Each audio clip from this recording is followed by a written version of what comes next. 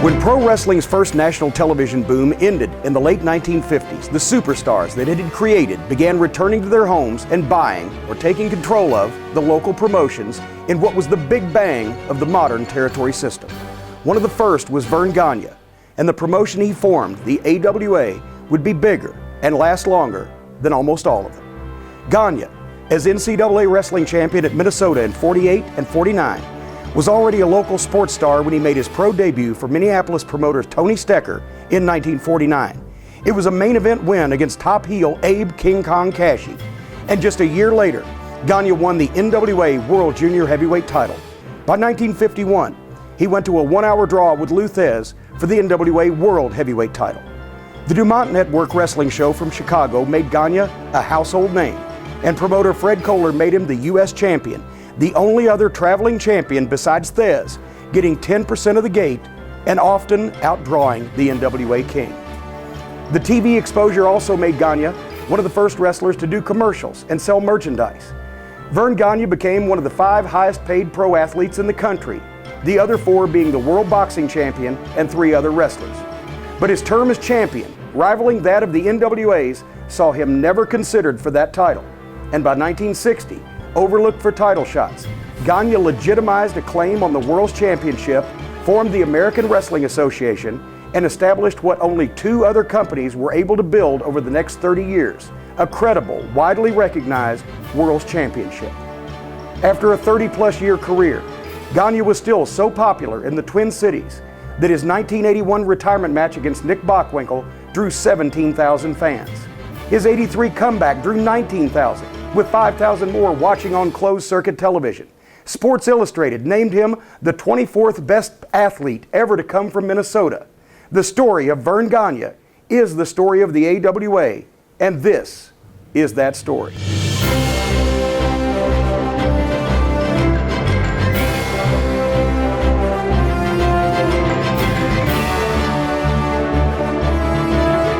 Hello again, everybody, and welcome to another edition of Back to the Territories here from Kayfabe Commentaries. I'm Jim Cornette, and once again, the DeLorean is functioning, and we have taken it back to another great wrestling territory. And joining us to talk about the American Wrestling Association, the AWA, is probably the closest living guy to the entire run of the company, the son of the founder, Verne Gagne, Mr. Greg Gagne. Greg, thank you very much. It's a pleasure being here with you. Thank you. Our paths never really crossed in wrestling, and I've always wanted to work with you. We were ships passing in the night a couple of times. And now that I'm here, I'm done. Thank you very much.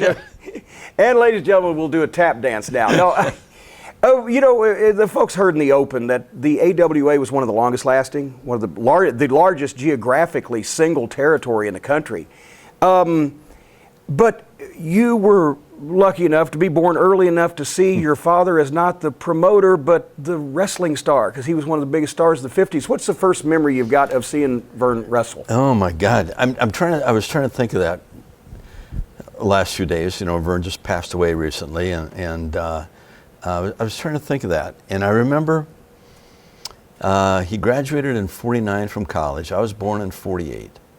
1950, after his match with King Kong Cashy, they told him he was too small to wrestle in the Minneapolis area. So they sent him to Tulsa, Oklahoma. And we lived in a trailer, my mother, my father, and I. And we traveled around that Tulsa thing, and he won the NWA Light Heavyweight Championship. I don't remember him wrestling so much at that time, but I remember we lived in this trailer, and he'd come home at night after his matches, and I was about 2 years old. He'd put me on his shoulders, and we could see this drive-in theater way across in the distance, and we'd sit there, couldn't hear it, we'd watch it. But you watch it, yeah. And then I was thinking, well, when was the first time I saw him wrestle? Probably on TV, you know, in the 50s, in the early 50s. Chicago, the Dumont Network, Verne was the biggest star. A lot of times you'd be able to see him, or sometimes they didn't show all the matches, so you wouldn't get to see him. But I remember him taking the first match he took me to was the old Minneapolis Auditorium, and Kinji Shibuya and Mitsu Arakawa wrestled the Kamelkoff brothers, 2 heel teams that beat the living tar out of each other. Yeah. There was blood everywhere. And I was about 6 or 7 years old, And he took me down past the locker room after the matches, and I look in here and I see Shibuya and Arakawa, and they're getting stitched up, and there's blood everywhere. And walk past the next room over here is the Kamelkov brothers. They're being stitched up. And I turned to him and I said, Dad, I know one thing for sure. I never want to be a wrestler. But later Things on, happen to change your mind. Yeah, things changed. So explain, it's not easy it's easy to call yourself a world champion in wrestling, but it's not easy to establish a credible world's title. And for 20-something years, the AWA was one of the big three. Mm-hmm. And at the same time, obviously, it was the biggest geographic territory because the Northeast, the WWF had the big population centers, right. And the NWA was a consortium of territories, so it wasn't one single one. Yours eventually would stretch from Minneapolis all the way out to the West Coast. I don't think the people now can really understand, as a U.S. champion on TV in the 50s, how big Verne was as far as a household name, because television was new. Everybody was trying to watch it. Well, somebody came up to me the other day after my dad's funeral, and he said, you know, your father's in the Guinness World Book of Records. I said, no, I didn't know that. He said in 1950, he was the only athlete to ever make more money, or as much money as Babe Ruth, made over $100,000. And it's a funny story. We were in Oklahoma, and he won the light heavyweight championship, and they were going on network TV, and they called and they wanted Verne to come up. Yeah. So he flew up to Chicago, or drove up however he got there, and he got in the arena, and Fred Kohler was the promoter at the time, and they're in the locker room, and Fred says, okay, Verne, here's what we're going to do with you. We're going to dress you up as a Martian, and we're going to lower you from the ceiling tonight. So Verne says, no, you're not, Fred. He says, look it, I've got wrestling boots, tights. I was an NCAA Big Ten champion, NCAA champion on the 1948 Olympic team. If I can't make a living in my boots and trunks, I'll quit. But first of all, how many guys do you have here? 30? I'm going down to the ring. You can bring them in one at a time, two at a time, three at a time. If I can't beat them all, then I'll quit right now. And nobody got in the ring with him. So he went in with his tights and became a household name. He made an impression on Kohler because Kohler made him the U.S. champion, and he was the only other guy besides Lou Thez and the NWA title. Mm-hmm. He could travel as champion and get a percentage of the house, which was 10% and 3% to Kohler instead of 10% to Thez and 3% to the NWA as he had. And because Thez may have been a more long-standing title holder, but the television was so hot and so new, more people kind of figured Verne was the champion than Thez, and that kind of got him heat later on, planted seed, even though it was Kohler's doing. Was there lasting problems? Is that why when the network TV run was over, they never considered Verne for the title and he took matters in his own hands? He had to. I mean, he did wrestle Lou on, I think, 3 different occasions, if I'm correct on that. I know they wrestled in Chicago. Verne won, it was 2 out of 3. He won one fall and then it won an hour. They wrestled a 90-minute match. I don't remember if that was in Boston or where that was. And then they had one other match where Verne won one fall and they won a draw. And that was in Minneapolis, like 1953 or 4. It was basically, right. He didn't get a title shot in Minneapolis for like 5 more years. No, he never got another one. Yeah, well, he never did get. Yeah, he couldn't get one. And the promoters in the Midwest are trying to get the NWA to give Verne another match with Thez, and they want him as the champion. And as you know, the DuPont network ran for 7 years. Yeah. At the end, when WGN got involved, they made it was on 7 days a week, so it kind of burned itself out. So the only way he could get on TV... They still went to syndicating the Chicago tape, but it wasn't nearly as strong, and it took quite a while. Right. Yeah. So what they had to do was get themselves on TV somehow, some way, and most of them wanted to be paid. So he started his vitamin company with a gentleman, Joe Zweibeck, out of Omaha, Nebraska. He was doing TV for Joe Dusick at the time, and got tied up with Zweibeck, and they made their vitamins, Jer Speed and Ziggity Who for the kids. And say that again? Ziggity Who for the kids. Well, there you go, kids. There you go. Get your Ziggity Who. Get it. And your Vitamita Vegemin also. Right. So then he went to Detroit, and with his vitamins, sponsored the show and got it on. And didn't really want to work out of Detroit, so turned it over to Bruiser and the Sheik. They ran it. Okay. So then he came back to Minneapolis, became partners. He bought in with Wally Carbo and Dennis Stecker. And his job was really to... Tony Stecker had just passed away, right? So Dennis was his son, and he was... No, Tony was still there, I'm sorry. Was he still there? He was still there. He bought in from Tony, yeah. And then his job was to expand the territory. You know, that's what he wanted to do. Yeah. He knew what TV would do for it, and he said, we need television. So he would go to the Milwaukees, he'd go to Chicago, and he would meet with station directors, and he would barter the time. Keep, at that time, maybe there was 10 minutes of commercial time. He'd keep 5, and they'd have 5, and then he would use the time with his vitamins, and that's how he sponsored the shows. And at the same time, the public story for forming the AWA, Thez had dropped the title to Edward Carpentier in 57 because they were going to do a deal where Carpentier was the champion, but it was a disputed decision. They were going to do a blow-off match, and then Thez was going to go overseas and wrestle, and Carpentier was going to have the title. And then Eddie Quinn and Sam Muchnick got sideways, and they just decided to ignore it. Then Carpentier, I think, made more money going around and dropping the world title to a lot of people than he probably would have if he'd have had it. But one of the first, and obviously one of the highest profiles, Vernon beat him and won the Omaha version. Joe Dusick. Right. Joe Dusick.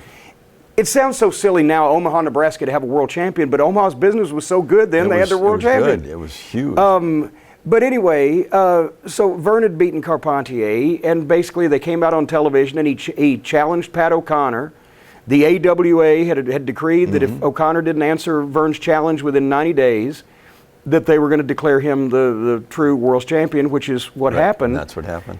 And from that 1960 starting point, he set about making himself as credible a world champion as possible. In Minneapolis, he was already, a sports hero. Everybody knew him from the University of Minnesota, and he'd had a lot of national press on TV and et cetera, but that was his home base. He was one of the first one of the national TV stars to go back to his home and establish his own company. Right, and establish his own company. You were talking about network TV.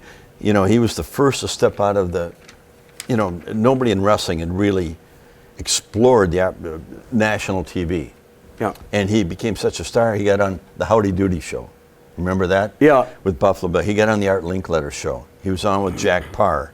I mean, he was the first one to step out of the ring and on those national TV shows, which really gave wrestling the credibility that it hadn't really got in the past. Yeah. So when he came into Minneapolis, and then in 1960, once he became the AWA champion, they expanded the territory to Milwaukee, Green Bay, Winnipeg, the Quad Cities, Peoria, all the way down to Springfield, Illinois. Yeah. Minneapolis, St. Paul, all the Dakotas, North and South Dakota, Omaha. Oh, all Dakotas, all 3 towns. All 3 towns. There's more. Believe me, I've been to them. They're a long ways apart. And they're not fun to drive to. But the Dakotas, and then Denver, which was a huge market for us. Lincoln, Nebraska, Denver, Salt Lake City, Las Vegas, where we did our ESPN program out of. San Francisco, and then Phoenix. I was about to say it took him 20 years, but he got all the way out to the ocean. He did. Oakland and he got out the Bay Area. When Roy Shires was only out there, Roy had him out there, and he was trying to be partners with Roy.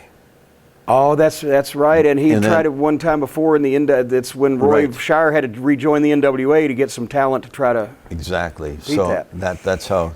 Normally at one of these I ask, well, what was the typical week or the typical schedule? Because usually, it would be Monday was West Palm Beach and Tuesday was Tampa. And this was such a big geographic territory. And also, Vern didn't run, as Nick Bockwinkel told me 30 years ago, he loved living in Minneapolis working the AWA because he worked 18 times a month in big cities and had free time. But where you were working, what, 365 with how many double shots? How many days did they have in a year, and then two times on Sunday? Right. Yeah. So, but explain maybe a typical month. Where would one of the top guys in the AWA, the towns they would make, and the things they would encounter there? Usually, we always ran Thursday, Friday, Saturday were the major cities.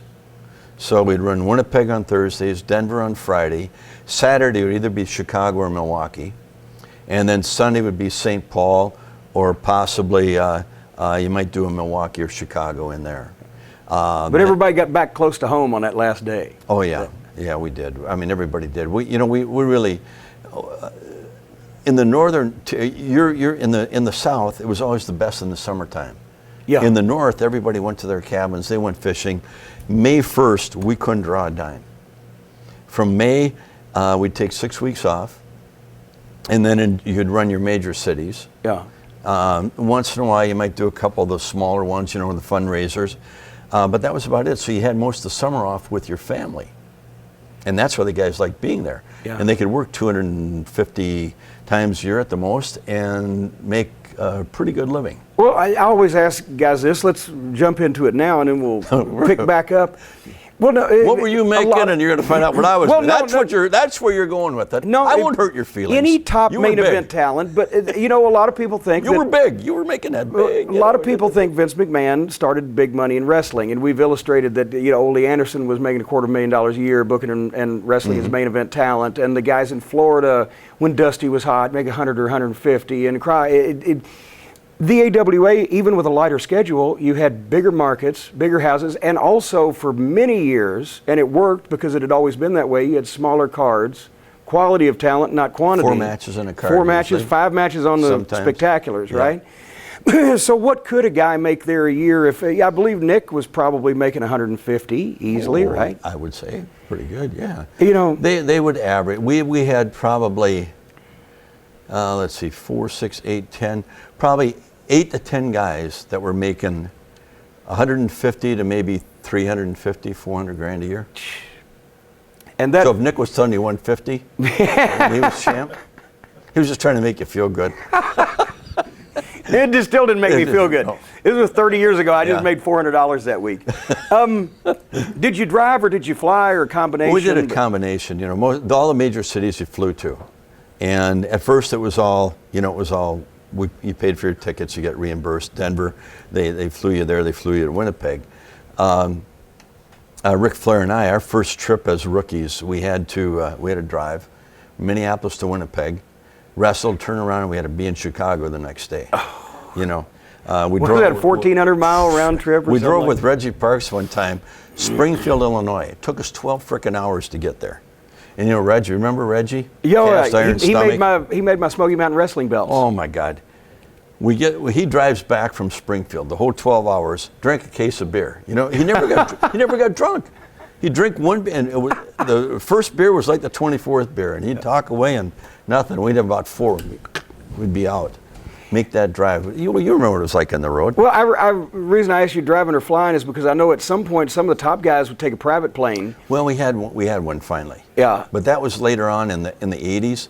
Vern wanted to make sure the guys got time with their family.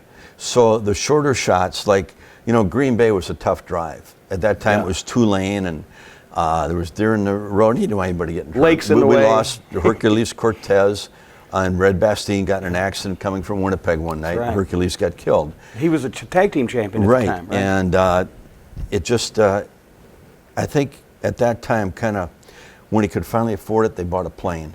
And it seated 12, but with the wrestlers, you could only put 7 wrestlers and the pilot in there. So usually it was the top guys. Well, Barron was here, and he said also that the thing was one time you got away with having more because there was 4 midgets. So it was, then we did, yeah. But you sit on Barron's lap, one of them, and then you know where I'm going with this. I wanted to get your take on this. I've heard it from Bockwinkel. I've heard it secondhand from the Baron because the Baron wasn't on the plane. But the day Mad Dog opened the door, it's evergreen, folks. It's evergreen. It's a long story. But we got time. I'm going to tell it the way it happened, okay?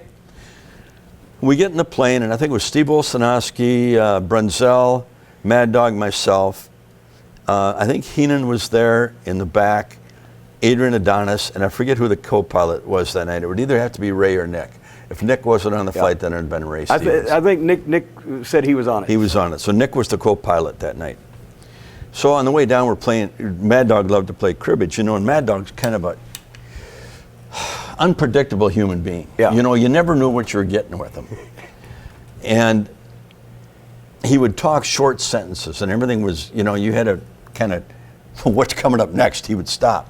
So anyhow, we're flying there, and this is near the end of Mad Dog's career. He's probably 50 years old, playing cribbage. Nothing said, and all of a sudden he goes, Greg, What? I want you to do a favor for me. And I said, what's that? Ask Joe Dusick if I can wrestle early tonight. I'm meeting my fiance's family tonight. I want to get out of there early. I said, well, okay, no problem. So Mad Dog his knees were hurting and everything. So I didn't find this out till later on. Adrian gave him a Quaalude. Okay. So we're in the locker room. This kind of now matches the flavor of the Baron's story. So we get to the locker room. I asked Joe Dusick, I said, okay, Mad Dog, you can go on the second match tonight. All right, good, thank you very much. And Joe always had 2 cases of beer in each locker room on ice. So Mad Dog, I didn't know, but he had popped this Quaalude, and once in a while he would drink a pint of whiskey before he'd go in the ring. Just once in a while. Just once in a while. Once in a while. Usually it was in the cage matches, but this night he takes the pill and chugs it down with a pint of whiskey. He goes in the ring. He's not even in there 2 minutes. He comes back. Jesus Christ, poor young kid. He beat the hell out of him. He sits down and he starts drinking some beers. And we're sitting there, and finally I said, hey, Mad Dog, aren't you going to take a shower? I thought you had to meet the family.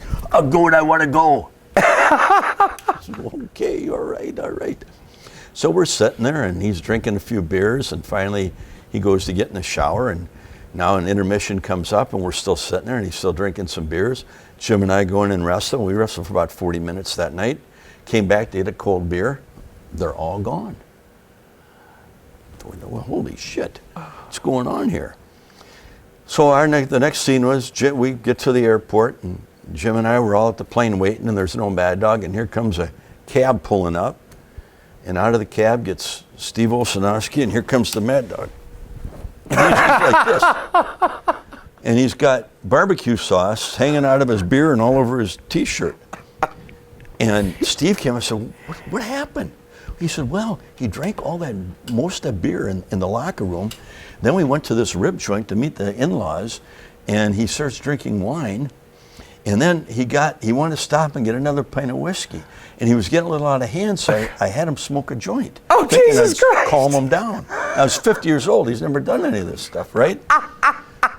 So he comes walking up to the plane.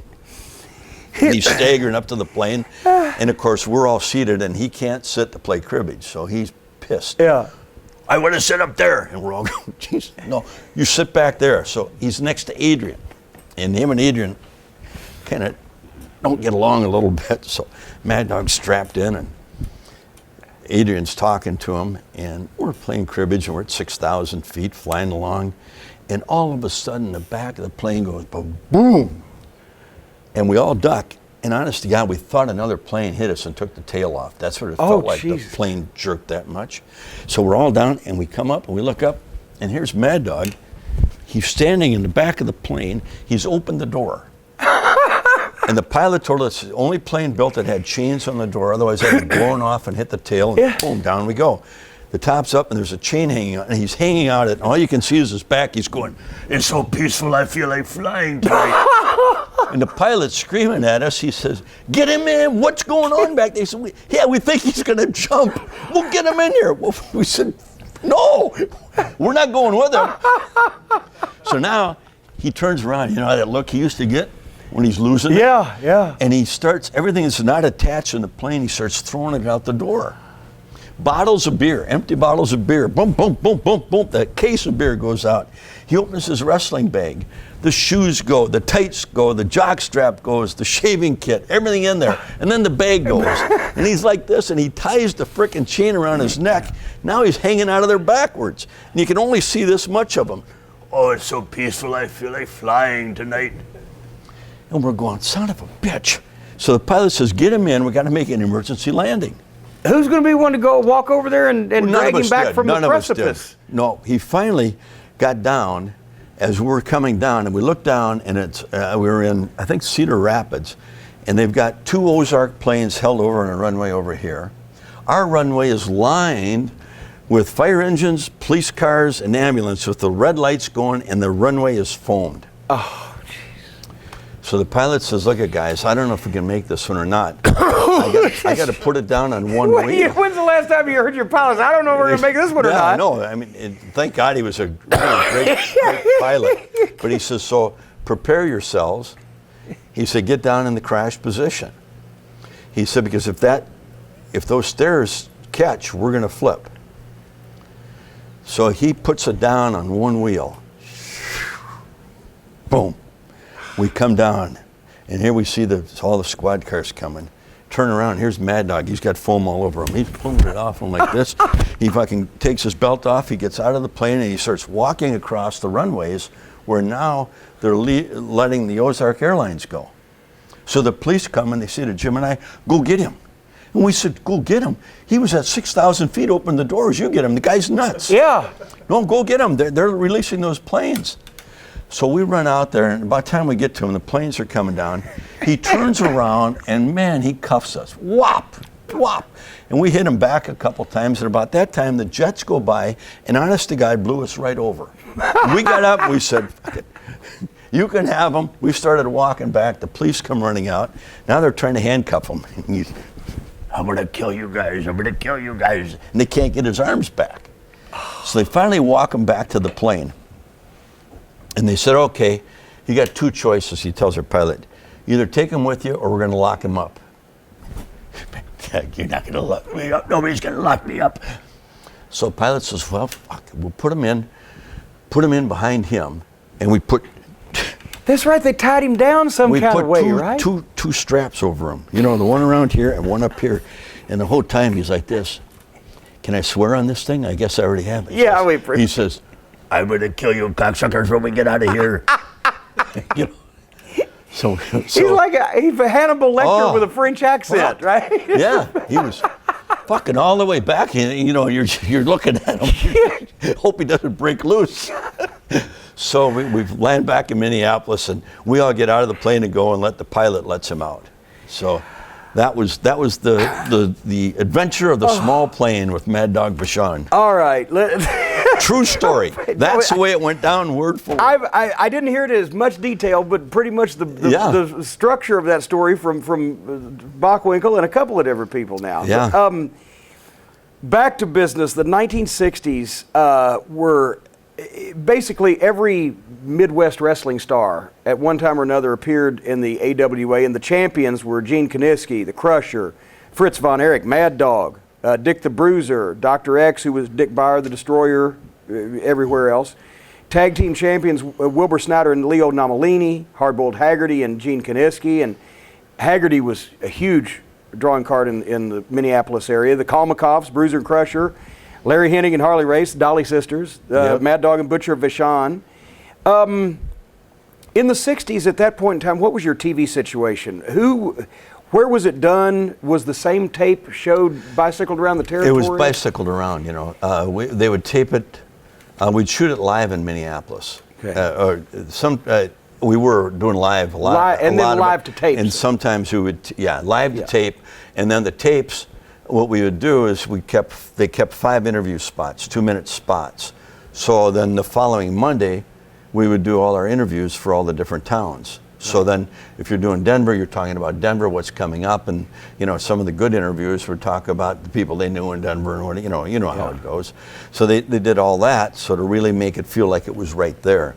That's another thing. Most of the talent I noticed, and this was a situation that would continue, the AWA talent, the interviews were phenomenal. You know, when you've got Crusher and Mad Dog and Hennig and Race and Bruiser. And they're like, good interviewers are hard to find. But the guys that can do it, they're their own personality, and they're doing it. And nothing was written, as you know. And they were phenomenal. Some of the greatest interviews that I've ever heard in my life. Was Marty O'Neill the first announcer? Marty O'Neill Marty was a real good athlete himself, played minor league baseball, and then he started doing announcing baseball games up in Fargo, North Dakota. And he used to tell the story. Patty Page came to town one night. Yeah. That was just Patty. And she was singing in a bar, and he got hooked up with her, and they were drinking and singing songs together. And he always would tell us about that one. But Marty was a great athlete, and he had a great presentation on TV. He wasn't big.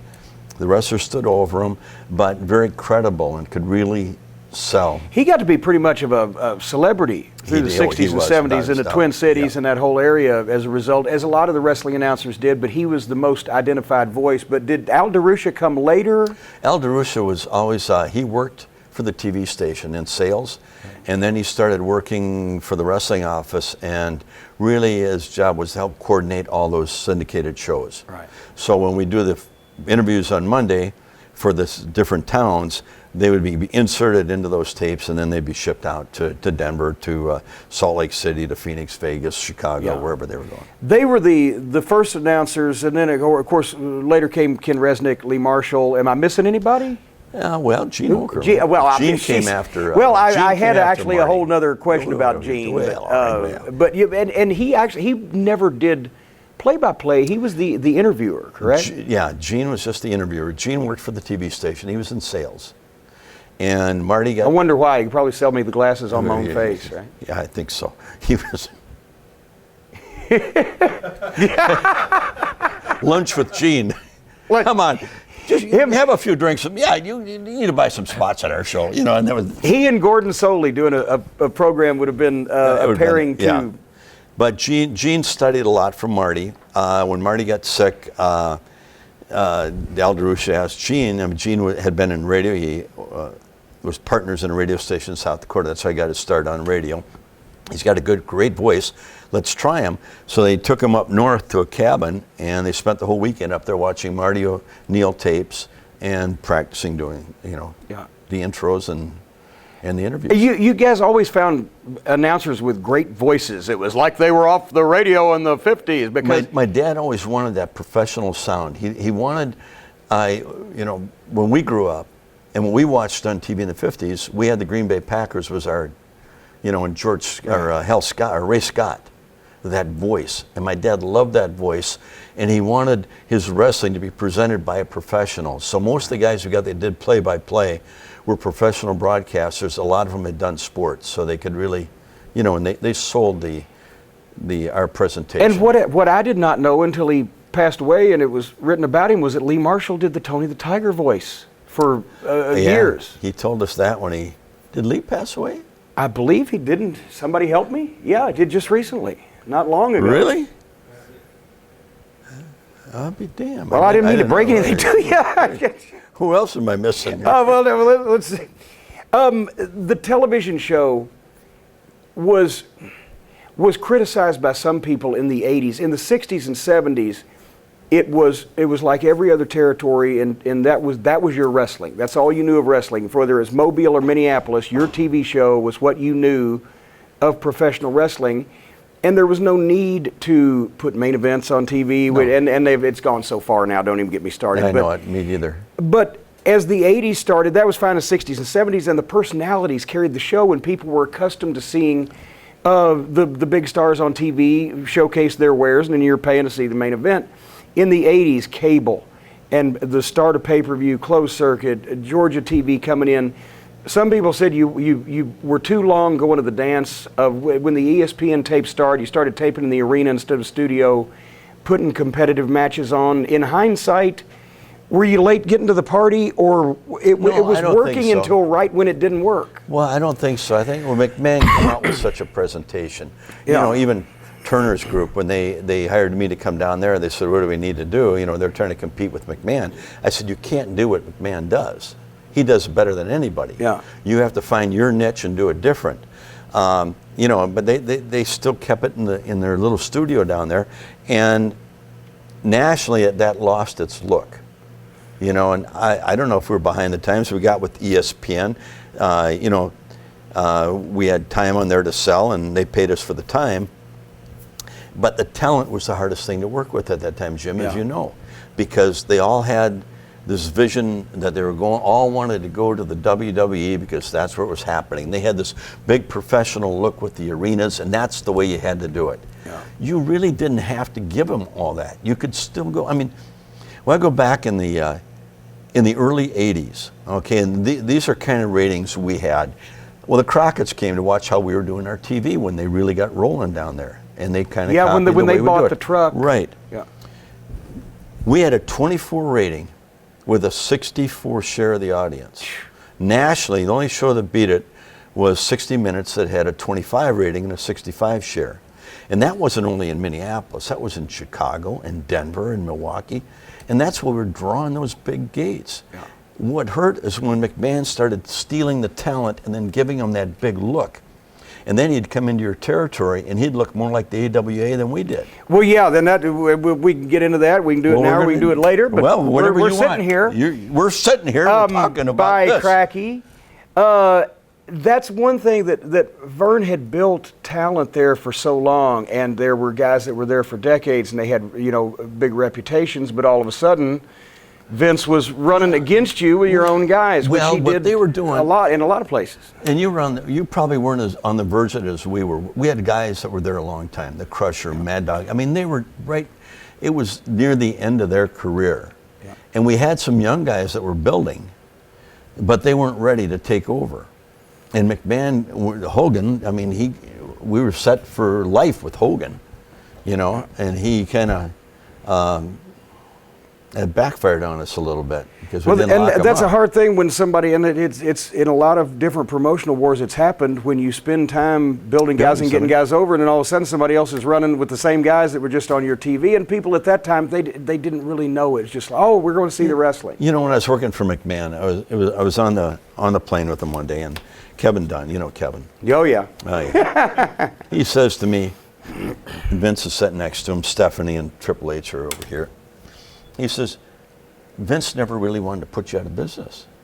Who the fuck are you kidding? What do you mean? No, that was never his intention. He just wanted to compete. I said, okay, Kevin. Kevin Dunn would say Vince McMahon didn't mean to stab you 27 times. It was an accident. I said, and I said it right to him. I said, Vince, if you wanted to compete against somebody, why wouldn't you go into our market and get a different TV station and put your show up against ours? Yeah, why does it have to be our time slot on our station? You take our top people, then you come in and get our time slot. You looked more like the AWA than we did. I mean, I found Shawn Michaels and Marty Jannetty. I brought them in. So we had a young tag team. And that's what was hard. Now you have to reestablish these new young talent. Yeah. They're not ready to carry the load, and they can't put the people's ass in the seats yet. When you lose a Hogan, and you lose your announcer, and you lose your tag team partner, and you lose Jesse Ventura, and you lose this guy and that guy. And he targeted the AWA first. That was his big. Once he got us, he thought he could get everybody else. Let me ask you this. Did I get off track here? No, but sorry. Who was, Vern was probably like at Eddie Graham or Bill Watson, and whoever his booker was, he had a thumb on it. And he didn't have a booker. But I was about to say, did he have a booker, or did he? He was the guy. He made the final decision. Usually it was Bockwinkel, Heenan, Wally Carbo, Lanza eventually, and myself. And then we would kick around ideas in that, and then he would have the final say on how it went down or who went with what. And because in those days everything wasn't written out and micromanaged, it was basically, we're making these matches, here's what we want to do in the finish, Vern, or here we could shoot this little angle, and you verbally give it to him, he could see it, and he's okay, boom. And that's the plan that you laid out. And then he'd say, okay, then here's the way we're going to go with it, and here's who's going to do it. And it was our job not just to build it. A lot of guys that are in the booking build themselves. Yeah. We had to help develop everybody on there. That was Vern's big day. He says, you have to have people that are going to take over for this next generation. You have to have them coming up. And that's why, he developed himself. We counted 144 wrestlers, and I think 140 of them made main events around the country. Well, talk about the camps that he started doing in the late 60s, right? He broke in the Anderson brothers. Gene, Ole, and Arn. Yeah, or not and Lars. Arn, Lars. And Baron von Raschke, Larry Henning. And then he really stepped it up. When Robinson came over, that's when they got together, and they had Flair, Steamboat, Cosrow, right? We had, our group was right after the Olympics. Vern had sponsored Patera, and he kind of fell on his ass over there, and then they were going to train. I had finished football in November at Wyoming and got signed by Atlanta as a free agent, and got left school and started training. I was going to train for football camp, and my dad, so I got the guy you can train with Billy Robinson. I said, I'm not training to wrestle, I'm training he said, he's got a good workout routine, it'll really get you in shape. Yeah. And you might as well wrestle with him too. So, just what I want to fucking do. So I get in there with Billy for 2 hours every day, And it was all on the mat. I mean, there was calisthenics and shit, but then on the mat for an hour, I'd have to wrestle with him. And at the end of it, he'd teach me 3 submission holds a week. But he'd give them all 3 in one day. So then he'd start wrestling with you after you worked on him for a while. Yeah. And then he'd wrestle and he'd leave his arm out there. And then you're thinking, okay, let's see, what is it? Oh yeah, I'm going to grab it. And when you grab it, he'd reverse it and crank you in some other. Because that's why he was leaving you that arm there, to lead you down the primrose path. And you're trying to learn, okay, let's see, I grab it here and there, and as I'm grabbing it, whoop, you're back here. And I wanted to kill him. But I trained with him from November all the way till we went to the Olympics in the fall, in August. Probably, I would say the AWA produced more guys in that late 60s, early 70s period than probably any other territory. There was only really 3 guys that produced them. Eddie Graham, the Funks, Dory Sr. is the one, and Vern. Those were the 3 guys that really supplied almost every territory. There was a few that came out of Stu Hart's Calgary. And then there was a few Fred Atkinson up in Toronto trained. Besides that, there weren't too many other that really had a lot of, success. Right. And Vern always looked for guys that had credentials to begin with. Chris Taylor was a heavyweight wrestler. Patera was a weightlifter in the Olympics. A lot of these guys. He liked athletes. His presentation to the sport was different than what New York, the WWF had, and what they had down in Tennessee or in Florida. Well, we laughed about that when I talked to the Baron. Look at Baron von Raschke and look at Mad Dog Vachon, these raving, crazy maniacs, and they're both the toughest shooters, legitimate collegiate wrestlers in the locker room. And they all were. And he liked those backgrounds because it was easier to work with guys that were athletes. Because guys that were athletes always knew there was somebody behind them that could take their place. Yeah. And no matter how big they got, they never really got the big heads. But you take a guy, a weightlifter, a bodybuilder, like a Ventura, who everybody had to work their ass off to make him look good in the ring. And Jesse was not naturally smooth. No, but he was a great talker. He could talk to people in the building. But then Vern put Adrian with him, who Fred Atkinson had trained. And Fred said, here's a guy that really fit in with your style down there. And he did. And he was fantastic. He'd carry the load in the ring. And Jesse would only come in when he was on top because he couldn't give you a good comeback. He couldn't make you look good. Yeah, I remember when he came down to work with Lawler, and that's basically he'd beat Lawler up for 15 minutes, and Lawler would make the comeback because that was Lawler's MO to get the heel over. Yeah. When he started firing the punches, Jesse kind of jumped up and turned around and did a little hokey pokey thing because he couldn't really bump or anything. But Jesse thought he was God's gift to the wrestling world and thought he should be the world champion over Hogan. Well, at least he got elected governor, so maybe he had the last laugh. Yeah, that's all bullshit. Wrestlers in politics should be easy because you just have to cut the promo. You'd be a good one.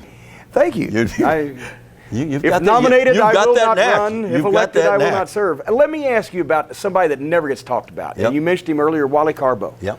Wally was the referee, I think, of Vern's first match, maybe. He could have been. I think I've seen a picture, to be honest, but he was a referee, but he also had a financial interest in the office. He'd been around Minneapolis wrestling forever. I got a chance to meet him and know him a little bit about 20 years ago when he was doing a thing with the LPWA, the Girls League, just because Tor Berg was bringing him out to Las Vegas just because it's Wally Carbo. Just to get around the women. And there you go.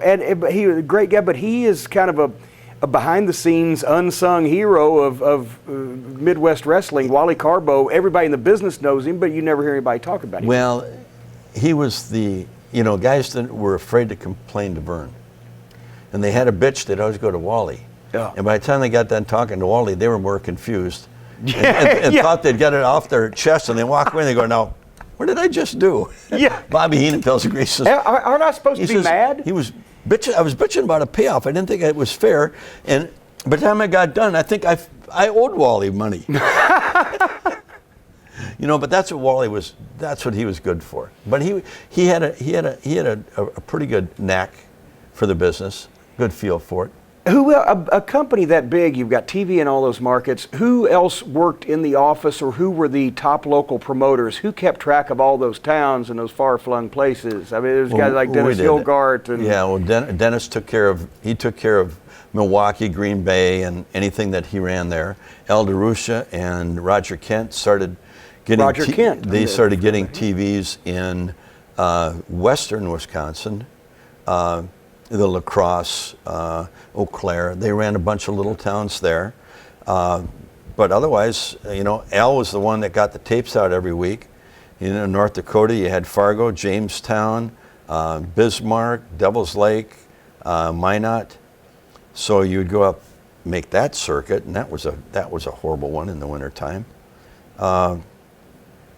But Al got the TV tapes out, and he was responsible for I getting them just all out. find it astonishing that every wrestling promotion I can think of for 30 and 40 years ago used to be able to run major arenas in cities on a regular basis, whether weekly or monthly, and book 20 or 25 or 30 wrestlers in all these places and get everybody there and have these shows, and the TV shows run, and they had like 5 people working in the office. That was it. And that was it. And now these people, it needs 20 people to run a rec center. Yeah. I don't, I don't get it either. We had Vern, Wally, and Mary Ellen, the secretary. And then Al was responsible for the TVs, and then that was it. And then we were eventually brought in to help, Vern with the booking, even though he had the final say. But our job was to find talent, develop talent, and figure out a way to get them over. One of the most famous angles that ever happened on AWA television was kind of a mistake, but it popped the territory, and I've seen it on YouTube, and my God.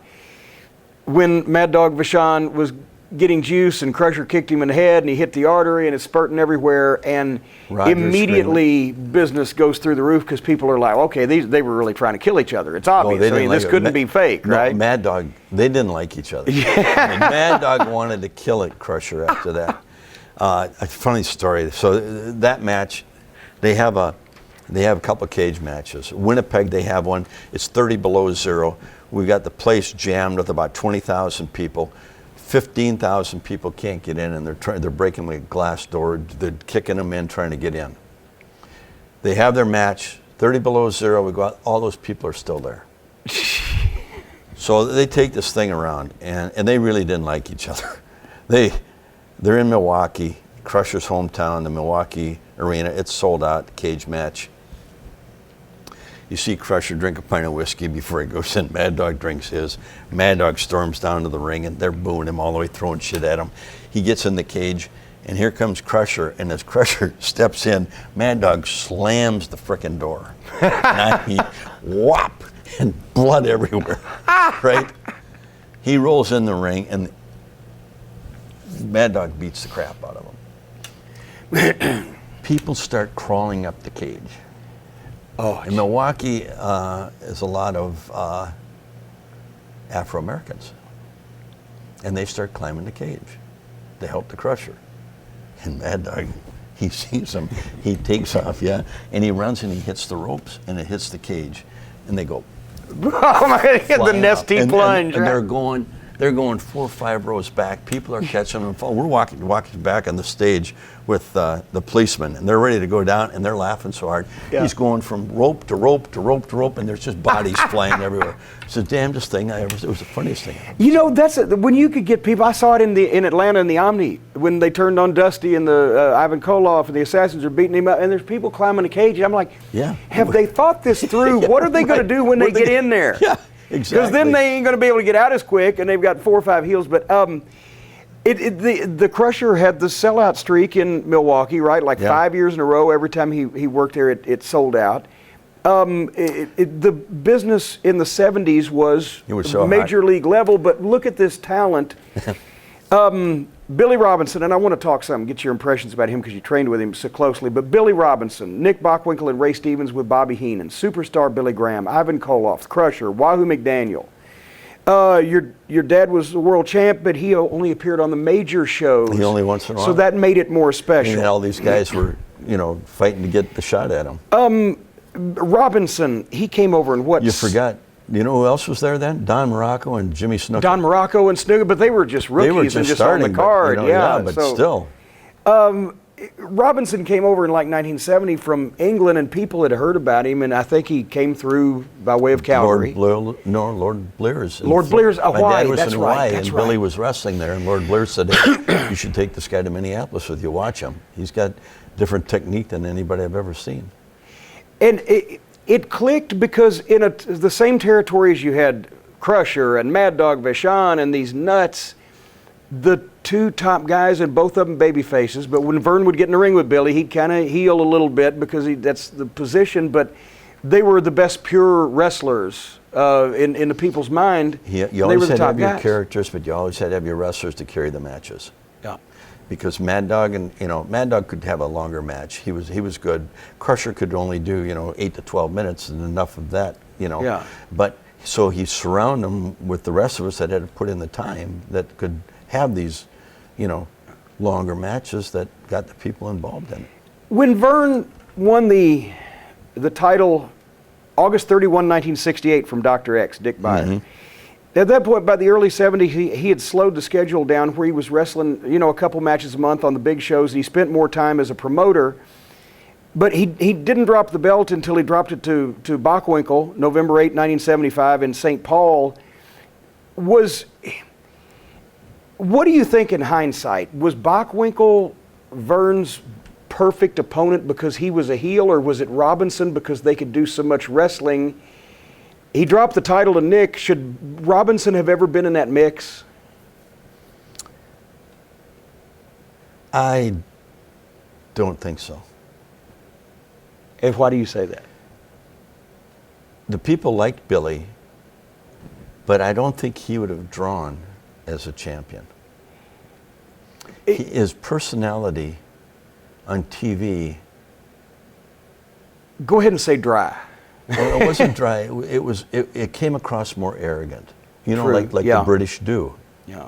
A lot of times. Saying, I'm sorry, Kayfabe Commentaries UK, we've just pissed all over I'm sorry, your countrymen, but you're all arrogant. Well, no, I'm kidding. But actually, no, they come across I knew because Billy, of that English accent. When he came to Tennessee, he was not even necessarily the accent as much as he knew how good he was, and he figured he was probably even better, and he wasn't a prick about it, but he just projected projected it with I could whip any man in the house type of thing, even if he's happy. But the one thing that Eddie Graham made the comment, we'd heard it from Kevin Sullivan, that he was watching a Billy Robinson and Tony Charles match in Florida with Eddie Graham, and Kevin said, "Wow, this is the greatest wrestling I've ever seen." And Eddie said, "Yeah, it's good on the card, but it's a shame it won't draw you any money on top." And truthfully, that's the case. Now the only guys that had good really what I consider a really good match with Billy was Nick. Nick liked working with him. Yeah. Ray Stevens, who was one of the great performers of all time, didn't like working with him. Because when you wrestled Billy, you had to wrestle his style. He didn't adapt and blend the two of them together. Yeah, Ray just figured, I'm the best in the business and I'll make this kid look good if he'll listen to me, but instead I've got to do all this British shit that is his stuff. Yeah, right. This period of time, I first saw all these guys because I read the magazines, right? But there was no home video, there was no VHS. TV was depending on the territory. So I'd seen all these names and I'd seen pictures of them, but I never got to see them in the ring until the movie The Wrestler came out. How did Vern produced a Hollywood movie with Ed Asner and people that had actually acted and done the whole thing? It wasn't the usual wrestling, right. We'll get some guys with the, Instamatic over here in the corner. He was serious about this, and he wanted to present a positive image of wrestling, and it was some classic scenes with Bruiser and Crusher and the barroom brawl and Dusty and Murdoch. Yeah. What do you remember about that period? Well, that was his goal. He wanted people to become more aware of wrestling. Everybody's area was getting hot. Yeah. At that time, and he was such a believer in giving the people the impression, when you got in the ring, you better make those people believe this is real. Yeah. And he was so, I guess the way he, with his wrestling background, he didn't want people knocking it all the time. Oh, a bunch of bullshit, this much bullshit, and he made guys wrestle. So his way to really get it across the country was to do a movie. And he wanted to do it his way. And he had backers, Eddie Graham and Fritz von Erich and some other guys all contributed to it. And it did some huge numbers. They said it was a flop, But we know for a fact that for 6 days straight in San Francisco, the movie theater was sold out every night. And they said they didn't make a dime with it. He didn't know, and what you didn't learn, I mean, you learn it the hard way, is the distributors get a hold of the movie, distribute it, and they take everything out, and they show losses on everything. I got to be honest with you. I loved it. Stevens takes the upside down bump. The young Ric Flair is one of the trainees that's sitting there. You know, look at. But the thing is, I had to talk to my mother because I'm 12, right? Yeah. So she's got to take me because I can't get all the way downtown by myself. And the theater that it was, the only theater in town it was showing at, was the United Artists / Penthouse. It's now the Louisville Palace, and it had been one of the grand old, movie palaces. But at the time, they'd split it into two. The Penthouse was up here a little, and they showed kung fu movies. And it's downtown on 4th Street, and basically, you know, are you sharing the theater with a wino, or you know? Well, no, there was actually 2 or 3 people because she agreed the only time she would take me is broad daylight. And I said, okay, let's go the first day. She lets me stay out of school and she takes me at like 11 o'clock in the morning or whatever it was. So there was literally 2 or 3 other wrestling fans we recognized from the Gardens that would brave it to come down and there were no winos sleeping there and I got to see the movie. But it was, and to this day, the movie, the poster is a classic to me too. Well, it was funny because the promoter, everybody that stuck money into it was supposed to. Everybody agreed they would promote it on their wrestling network. Yeah. And some of the guys didn't. And I got to be honest with Nick Goulas and Jerry Jarrett get an A rating for that because they sold me the ticket, boy. Nick was out there plugging it. He was selling like an auctioneer. Well, that's good. Well, Ed Asner, in fact, he just called a week and a half ago when my father passed away. They were good. They became really good friends. Ed was a fantastic guy. It was so much fun to be around. He was just one of the guys. He even did promos on the Indianapolis show with Sam Menaker, which was him and Sam became buddies. Where did they do those promos that they did? Was it Chicago or was it Indianapolis? I forgot to ask the Baron when I was talking to him. For the movie? For the interviews that Menaker used to do for Chicago. Menaker was that done down in Indianapolis? Okay. Yeah. In AWA, the tag team title was another thing. That was a recognized world tag team title. It was dominated by Bockwinkel and Stevens for 72, 73, 74, and 75. Vernon, Billy were champions at one time. Crusher and Billy, Crusher and Bruiser. But they would go back to Bockwinkel and Stevens. And finally, Blackjack Lanza and Bobby Duncombe with Bobby Heenan beat Bruiser and Crusher. And on July 7th, 1977, they lost to 2 kids named Greg Gagne and Jim Brunzell. Really? I don't remember that. How tough was it not only being the boss's son, but the boss is an all-time great, and all of a sudden now you're one half of the tag team champions? How much pressure did that put on you? You know, with the guys in the AWA, none. He always said they were such great professionals. I mean, Lanza came in that night after the match, and he said, "You guys really deserve this." You know, and that was pretty nice of Jack to say that. I mean, and doing it for us. But, you know, it was kind of ironic because Jim and I went to college together. We trained together and played football together, and then we trained in Vern's camp. And then Jim wrestled there a while, and then he went to Kansas City. And he was starving down there. And I stayed in the AWA and, you know, did my thing. And I wasn't trying to be another Vern Gagne. I was trying to create my own footsteps. And I said, Dad, you know, we'd always talked about it in the camp. Can't Jim come back and we team up? He says, you're not ready, you're not ready, you're not ready. So then finally he said, okay, we brought Jim back, teamed us up. We worked a little angle. We only did 2 angles a year. That's right. And was that a quota, or it just kind of worked out that way? That's all we did. No, Vern, that's it. You don't give them any more than that.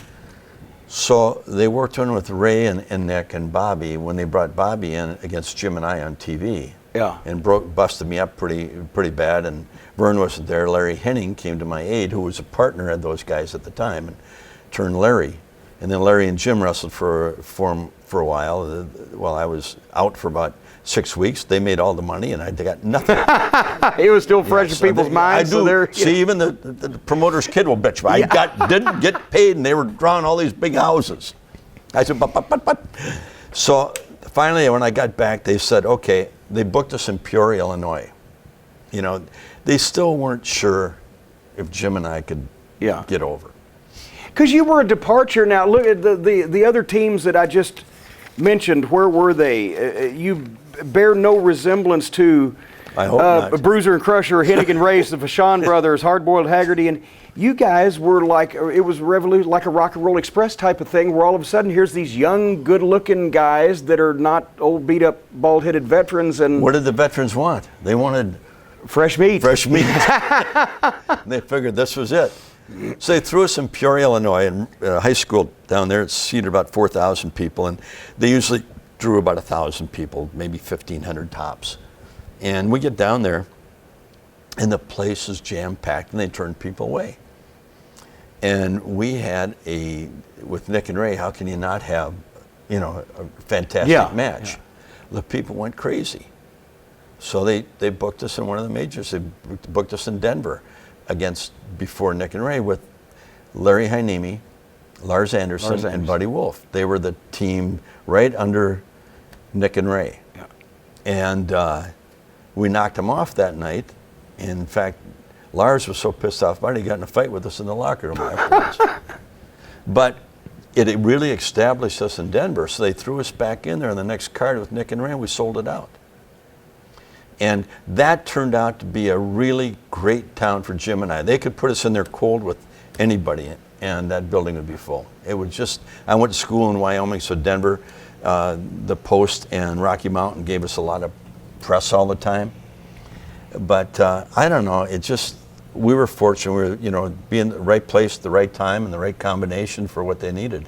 Well, one of your big rivalries was with two guys we were talking about earlier, Adrian Adonis and Jesse Ventura, and obviously could not be two more dissimilar individuals in the ring. What about outside the ring? Describe Ventura and that time, and for the people who, Adrian Adonis unfortunately gone before his time, a car wreck, but Adonis at that point hadn't let his weight get out of control. He was 240 and he could go. He could go like crazy. And then there's Jesse, who can talk like crazy and can't necessarily go, but it was for some reason it clicked.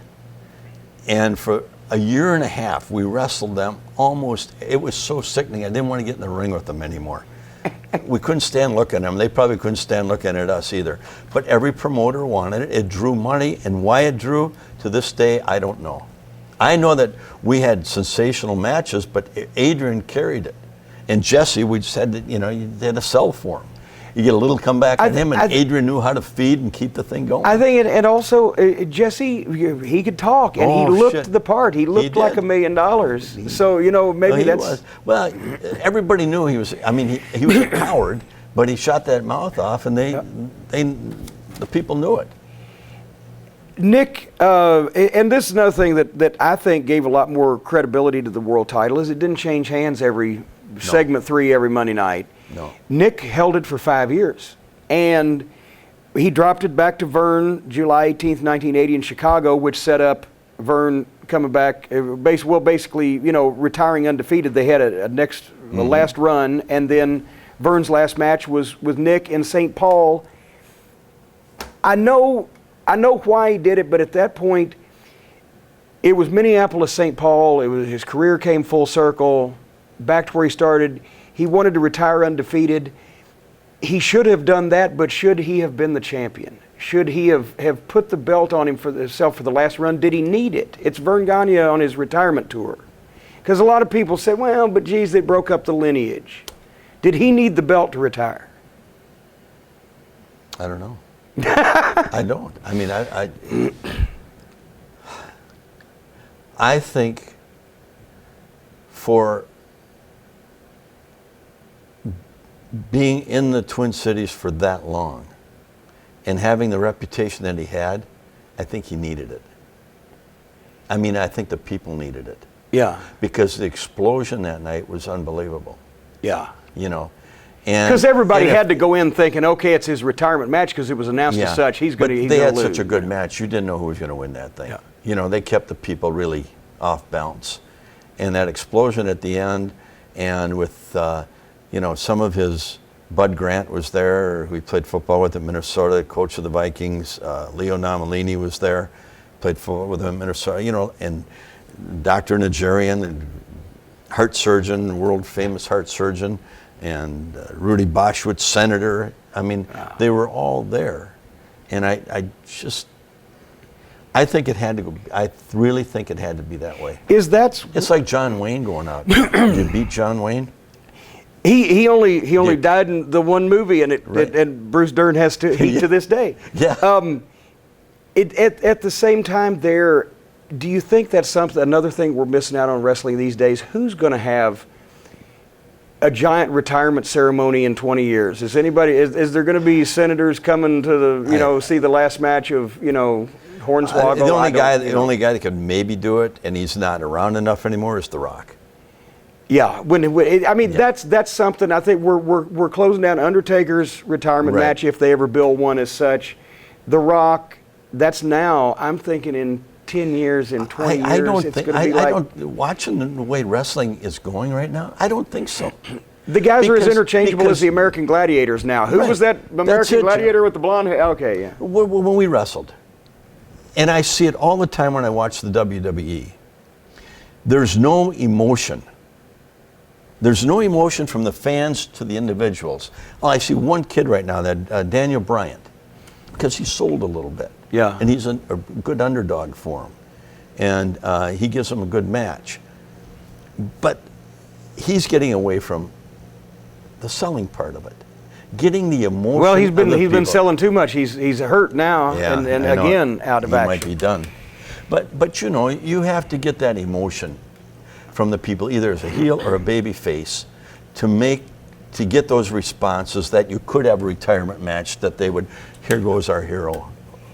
Don't you think? I think so too, because to me, I've always said that Vince wants to take, he wants to make it now like the Harlem Globetrotters rather than the Big Ali Frazier fight. Okay, who's on the Harlem Globetrotters right now? I don't know. Are we, in the old days, are we getting the team with Meadowlark Lemon and Curly Neal, or are we getting Geese Osby? I don't know, but it's the Globetrotters, whatever. It's the WWE. Yeah. But wrestling was always sold on the main event, this guy versus this guy, and the promotion was not as big as the attraction. Now the promotion is bigger than the attraction, and it's taking a lot of the leverage out of the boys' hands. Imagine that when, who won the pony. Right. No, I mean, I'm glad you see it that way, because I do too, and I think there's a niche right now, and I've told this to people, and I laid out a plan, that there's a style between the WWE and the UFC that can come in, and if you have the right talent, you can really put some hurt on them. More than but there you just the qualifier. If you have the right talent, it's hard to find the right talent anywhere. The talent, though, and there's a way of creating it that nobody's ever done before, and I'll talk to you about it afterwards. I was about to say, can we put this on tape? We're just amongst friends. Now let's get back to the '80s. Yeah, I'm sorry. But the '70s were hot. Everything was great, but the early '80s business in the AWA was pretty much the biggest ever, right? Adnan El-Casey got a hot group. Crusher was still over after 30 years in the business.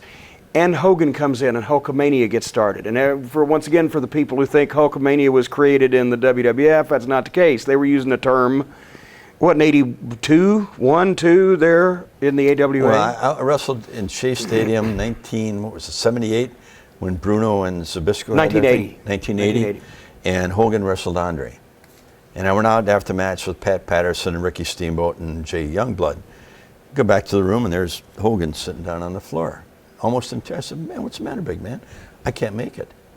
And I said, hey, you just need some help. You need some training. You got to figure out who you are. Yeah. Well, what do you mean by that? And I said, well, come to the AWA and we'll show you. So it took him about 3 months to finally call, and I told my dad about him. He said, hey, this Hogan called. What do you think? I said, well, he's got tremendous potential, but he needs a lot of work. So we were doing the Phil Donahue show in Chicago, and Hogan drove up, and he stopped in Chicago, and he came on at the end of the show to do an interview, and it was the worst freaking interview I'd ever heard in my life. And my dad went and looked at me, and he says, I remember his rookie interviews. Dad goes, are you kidding me? I said, well, look at him. So we had him in Milwaukee that Saturday, and I went out and watched his match. They had put Johnny Valiant with him because he couldn't talk. And I said, the damnedest thing, Valiant has always been a heel there, but they walked out and they cheer Hogan. He's a baby face. He said, well, let me talk with him. So he talked to him, and kind of got his personality out of him. He says, well, hey, you're not a heel, man. You got to learn who you are and be you. So Vern took the Rocky movie where Hogan hit Rocky and Rocky hit the mat and he looked up at him. We'd show him that part, just showing how big Hogan was, and let him do a little interview. He got him posing and doing that, and then he had Jim and I work out with him in the daytime, and then at night put him in 6-man tags with us, and we'd only get him in the ring when we had control. Get Nick's arm, he'd, twist the arm, drop a leg on it, tag out. And then he started getting the feel for it and the flow of the match. And timing, and then how long to take and how long to mill. Right. Chicago, we jumped in the ring there at the Rosemont. Place was jammed, and Hogan did his pose, and I said, Jim, grab his T-shirt. We each grabbed side of his T-shirt and tore it off slow, and people went, and that's how he got to tear that off. I love it. But he just had to be brought along, and we brought him along, and then, he stuck it to us. Well, but before he did, it was some record business. Shit. And I remember Lawler was going up to work for your dad at the time, and he would make Minneapolis, St. Paul. And there was 19,000 people in St. Paul, and the overflow was in closed circuit. That period, once again, it was there were no Comiskey Park shows with 30,000 people, but St. Paul was doing 20-something thousand with the overflow.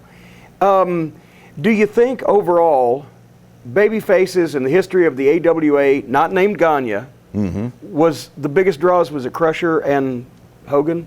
Yeah. Biggest box office. Yeah. Yeah. What about heels? Who were the most important heels? Well, God, I mean, each year was different. Kiniski was huge when he was there. When you go back that far. And Billy Superstar Graham, when he came in, they had never had a big bodybuilder like that. He couldn't work a lick, but Wahoo made him with those strap matches and stuff. And Mad Dog. Another great scene in The Wrestler, by the way, the strap match with Wahoo and Superstar Graham. They beat the crap out of him. Wahoo would beat the crap out of Billy with that thing. Wahoo would beat the crap out of anybody. Yeah. But, I mean, it was just those names you throw out there. I mean, they were talent, and you just had to have the right promoter or the right booker that knew what to do with them and who to put with each other. Right. And then it was gold. And I mean, we opened up Green Bay, and it was sold out for 5 years straight. And the tickets would sell at intermission of the match for the next card, not knowing even who was going to be on it, for 5 years. That's fantastic. Every month. And I remember in Louisville, they would put the tickets for next week on sale right after the first match for the next 10 minutes. But of course, the line, they're not going to cut off if a line's standing there to buy tickets. So people would watch the first match, then run to the box office and miss the next 3 matches to get tickets for the next week to come back and miss half the show. Well, I think everybody, they had their niche and their TV, finally caught on everywhere. If you had good time slots and you were steady in that time slot. My dad said, wrestling is part of Americana, and it always will be. It's an American art form. Yes, and it is. And we've lost the thing that made it that flavor, the idea of building a conflict and inciting people's emotions rather than a performance that elicits applause. It was a conflict that made you pick sides. And how many of the matches that you watch, if you watch 5 matches in a night, how many of them were the same? Almost all of them. Well, just as long as somebody can shoot somebody in the corner and when they run in, put the boot up. That's all. That's all I care about. That's all I care about. I mean, I want to see that every match. But back in our day, you always watch the match and try to not do anything that was done before. Yeah. Now, every match on TV is the same thing. And you got 3 hours of it. Don't clothesline anybody. Whatever. Yeah. Oh, then now they can't have a match. Yeah. But we touched on it earlier. But all good things must come to an end, and that run. Starting in 1984, when Vince spirited away Hogan in the middle of the night, and then Hogan obviously had the pull because Vince wanted to build around him, so he had the pull to say, well, I want this guy, and this guy interviews me well, this guy bumps for me well, this guy puts me over well, and I like to have this guy around. And they all go away. What happened is we always ran our battle royals. We got Andre from Vince Sr. every October. So October 1st, September, August it started picking up for us. September, school started, it was so-so. October, from there to April 30th was huge business. That's where we did all our business. So they'd bring Andre in October 1st and kick off the Battle Royals. And we'd run about, that's when we'd run hard. We'd run 30 days. We'd run every night. With the winner, then Thanksgiving would meet Bachman or whoever the champion was. Well, in St. Paul, it just happened. It was an accident. There was about 5 guys left in the ring, and Andre had thrown somebody out, and he backed up, and he backed right into Hogan. And they just kind of turned and looked at each other, and the place went, oh, yeah, there you go. They were just waiting for something.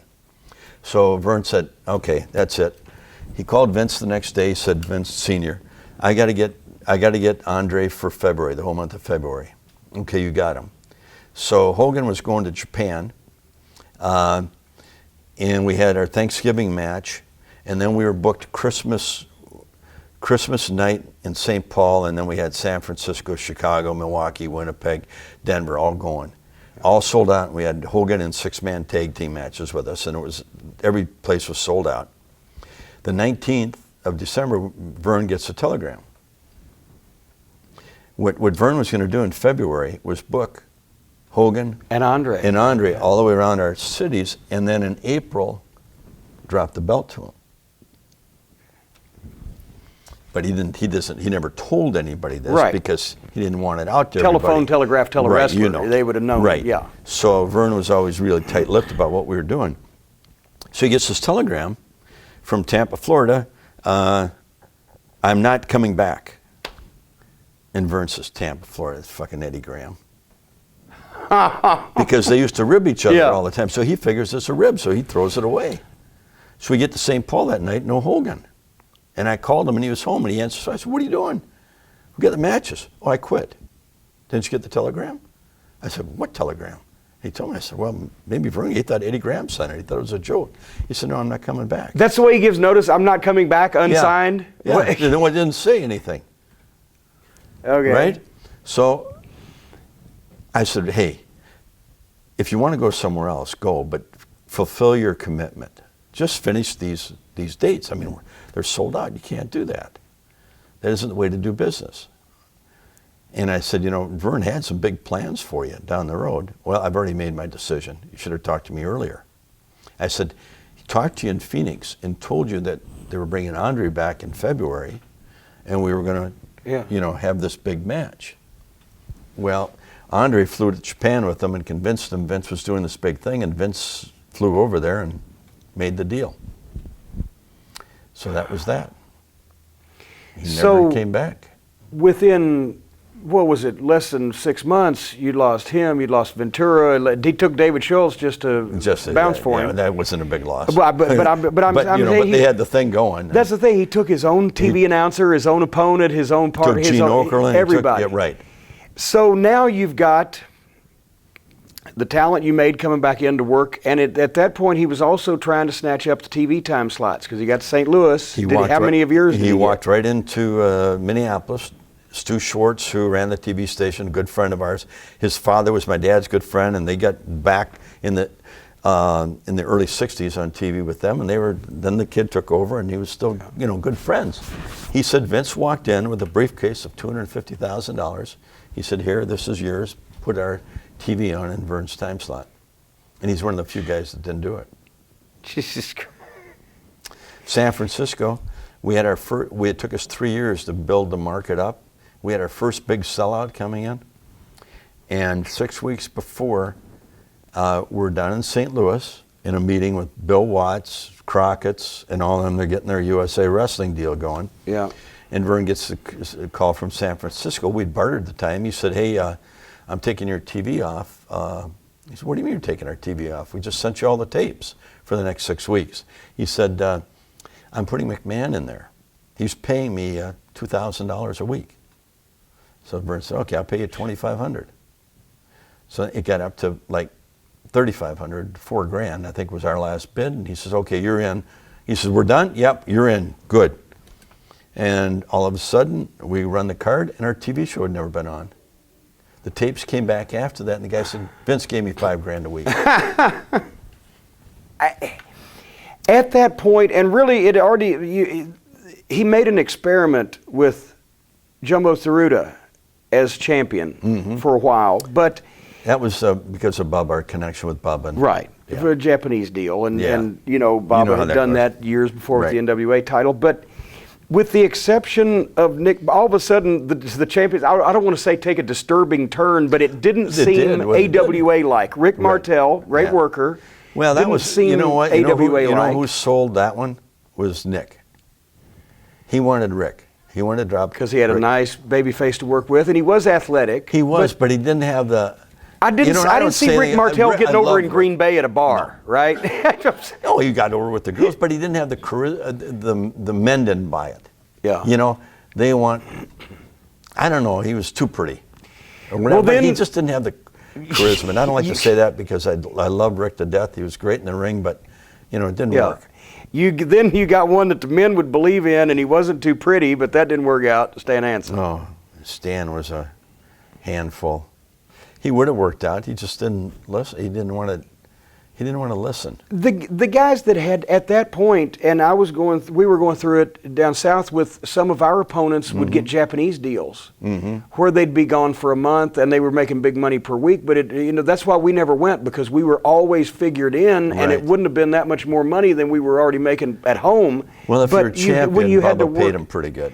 Yeah, well, obviously, So Stan used that for his deal over there. As a single and a top guy like that, but it was hard to keep a championship on somebody whose first loyalty was somebody else. I mean, Shawn Michaels, I found Shawn and Marty Jannetty, put them together. Once they got established, boom, every time you worked your ass off to get somebody established, Vince would grab them. You couldn't hang on to them. But then you ended up, after Nick took the belt and put it on Curt Hennig, you ended up with a guy who was an updated, souped-up version of an old-time AWA wrestler. He was physically believable, but his work, he took it to the next level. He was more exciting. He got a year's run with it, but at that point, almost every territory besides Crockett, everybody's business was going downhill. You still had ESPN, and the Pro Wrestling USA thing had not worked out because none of the promoters could agree, and the whole thing that we know. But at that point, had you already moved to the Showboat in Vegas when Curt won the belt? You already had. You've got the national TV on ESPN. It's more of an arena setting. You've got Curt. What was the idea to try and compete at that point? Was it more of you couldn't run a full house show schedule anymore because nobody was going to house shows? We were making money on the TV. Yeah. The Showboat was paying us, and ESPN was paying us, and that's why we could keep. That's the only way we could keep going. Yeah. And ESPN wanted us to incorporate new talent and try to get, steal people from McMahon, but Slaughter finally steal left people to McMahon. Steal something from Fort Knox while you're at it. Yeah. Their contracts are indentured servitude at that point. The tag team situation was really pretty hot through the whole decade. You guys started out from 81 to 87. You guys started out as champions. Blackwell and Patera had a run. Crusher and Barron had a run. And then from one extreme to the other, on August 25th, 1984, the Road Warriors win the title from Crusher and Barron. And the Road Warriors, obviously, at that point, were barely a year into business, and they didn't really have the idea, and they weren't real careful with the legends. No. And Bruiser and Crusher suffered in Chicago because it was the same way that Bruiser and Crusher got over 30 years beforehand. Right. We're bigger and stronger than everybody. We're going to beat them up, and they can't do anything about it. But this time the boot was on the other foot. Yep. But talk about the Road Warriors' impact, because they, for a short time there, they brought some people in. They got so hot. If they would have known how to work. Oh, you'd never stopped them. It would have been phenomenal. Yeah. Joe has said that to me over the years now. Yeah. I mean, I saw him not too long ago, and he said, we didn't quite get it then. He said, and it's too bad. And he said, when I remember back, and we hated working with you two because you were smaller and that, but he said, Jesus, that one match in Winnipeg, you guys tore that place down. He said, it was all you guys. And he said, I have more respect, and I wish we could have known,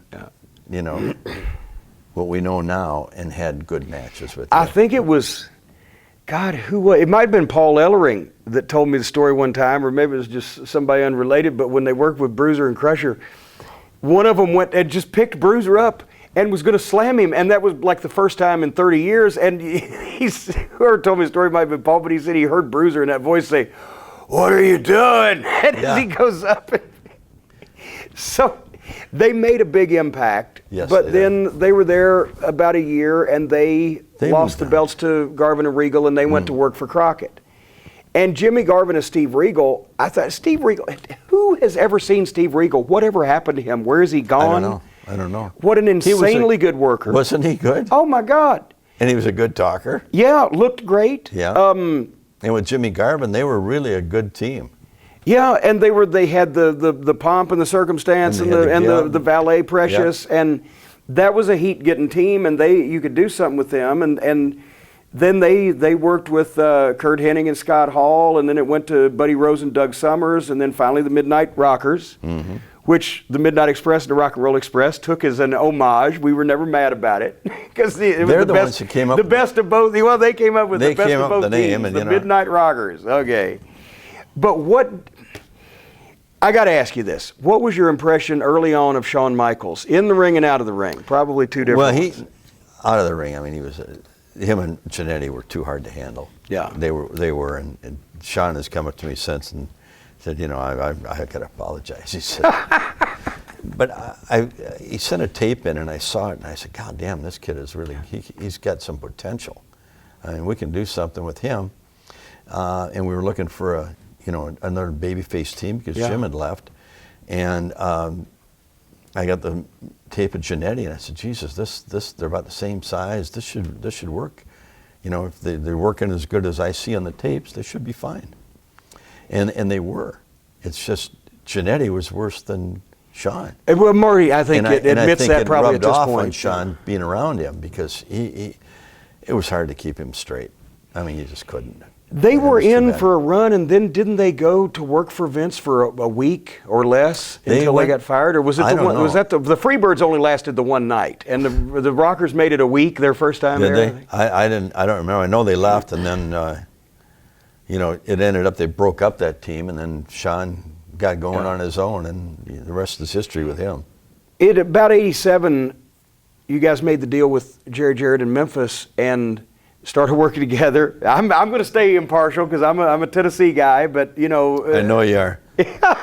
don't. You're probably going to get. I'll tell you the real story when you get done with your question. Well, all I was going to say was it obviously was another example of promoters trying to band together and pool talent to beat a guy or compete with a guy with more resources. Lawler and Dundee won the tag belts for a couple of weeks and lost them to the original Midnight Express, Dennis Condrey and Randy Rose, and Paul Lee. We'll talk about Paul Heyman and Paulie Danger Heyman in a second. But the big happening was when Lawler won the title from Kurt in Memphis the next May. And that was the last, actually, hurrah for the Mid-South Coliseum. It was the last time they drew 9,000 people, which they hadn't done in a while at that point. But 6 months later, split. Lawler doesn't drop the belt back. He never dropped it. What happened? He didn't drop it. No, I'm saying Lawler didn't never dropped the belt back. No, yeah. Okay, you want the real story? What went wrong? They did the pay-per-view Clash of the Champions, and they were trying to bring in. They brought in Kerry Von Erich, because they thought, everybody thinks, in the wrestling world, oh God, Kerry Von Erich. Everybody watches Fritz Von Erich show around the country. Well, they don't. Few people watch it, but they're the ones that do the Texas, talking. yes, maybe Providence, Rhode Island, maybe not, No. Okay. Lawler, nobody knew him from a bale of hay up in our area. Jarrett sold us on the fact that he wanted Lawler to be champion. And we were going to try to work together, so Dad let it happen. Then we had the Clash of the Champions. Well, it was this. Here's the way the deal went down. I was sitting right in the room with Jarrett and Vern and the attorney. Jarrett would pay his guys, Vern would pay his. Right. We'd split any profits if there were on the pay-per-view. There weren't any. By the time they paid all the expenses, there was nothing left. Vern paid his guys. Jarrett told his guys that Vern never paid him. Because I've talked to a couple of people that were so Jarrett never paid his guys, and we didn't know it till later, way later on.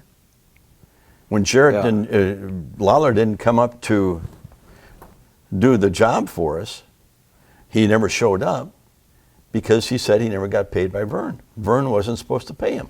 Jarrett was supposed to. That was the deal. And so how did you find out all of a sudden now that once again your champion has gone AWOL? Oh, when he went AWOL, that's when we found out. You know, we didn't find out a minute ago. We didn't find out before. I could have sworn I must have misplaced him. I think he's in my other pants, my champion. So at that point, Larry Zbyszko won a battle royal. Well, wait a minute. And then Lawler, Jarrett looked at our ESPN contract. We were getting paid from him. He went to ESPN and told him he'd give him a show for nothing. Because Lauren Matthews, who is the one, and Libby King came and made the deal with us, called Vern and said, hey, Jarrett wants to give me his show for nothing. That didn't get over, did it? Not too well. Not too well. I'm staying partial here. So you can stay impartial, but that's the story, and that's the way it went down. And then... And nobody has heard that story till tonight. And actually, on your show. Right here, produced by Kayfabe Commentaries, but I'm the host. So at that point, now here's another example of trying to form an allegiance that didn't work. Championship lineage is interrupted again. Talent's harder than ever to find. It's down to, Larry Zbyszko won the Battle Royal to crown a new champion, and he pretty much held it till the end there, except for a couple of months switch with Saito. Yeah. But at that point, it almost was like you had no talent. And you watch, I remember I saw one show from the Showboat, and actually it popped me because it was Jimmy Snuka against Don Fargo. The fabulous Don Fargo here, the guy whose career started on the Dumont Network and he's wrestling on ESPN. That popped me because I've always just been a Fargo fan. And I mean, when he's 86 now, he's in ill health. But I said a couple years ago at the Charlotte Fan Fest, I said, people say that after nuclear war, the only thing left will be cockroaches and Keith Richards. Well, Don Fargo is here tonight, ladies and gentlemen. He's still here. After the nuclear war, he'll be eating the cockroaches, and they'll call Keith Richards Mrs. Fargo. He's one of those kind of guys, but there was no talent in it. It just got drab. What was the carrot that you were hoping for at this point that we could bring this back? Here was the carrot. We still had ESPN. They were still paying us, so we had to still do that program. We were working with WGN. 4 years we used our own money, Vern's and mine. They were going to network our TV show. They were going to put us on WPIX back in New York, WGN, KPLA in LA, they're New Orleans and Atlanta, and they were going to take all our we had time to sell on ESPN. Right. They were taking all that and going to sell it for us. We were bringing Hogan back. They'd offered him a $6 million contract. He was up for it. 4 years in the making.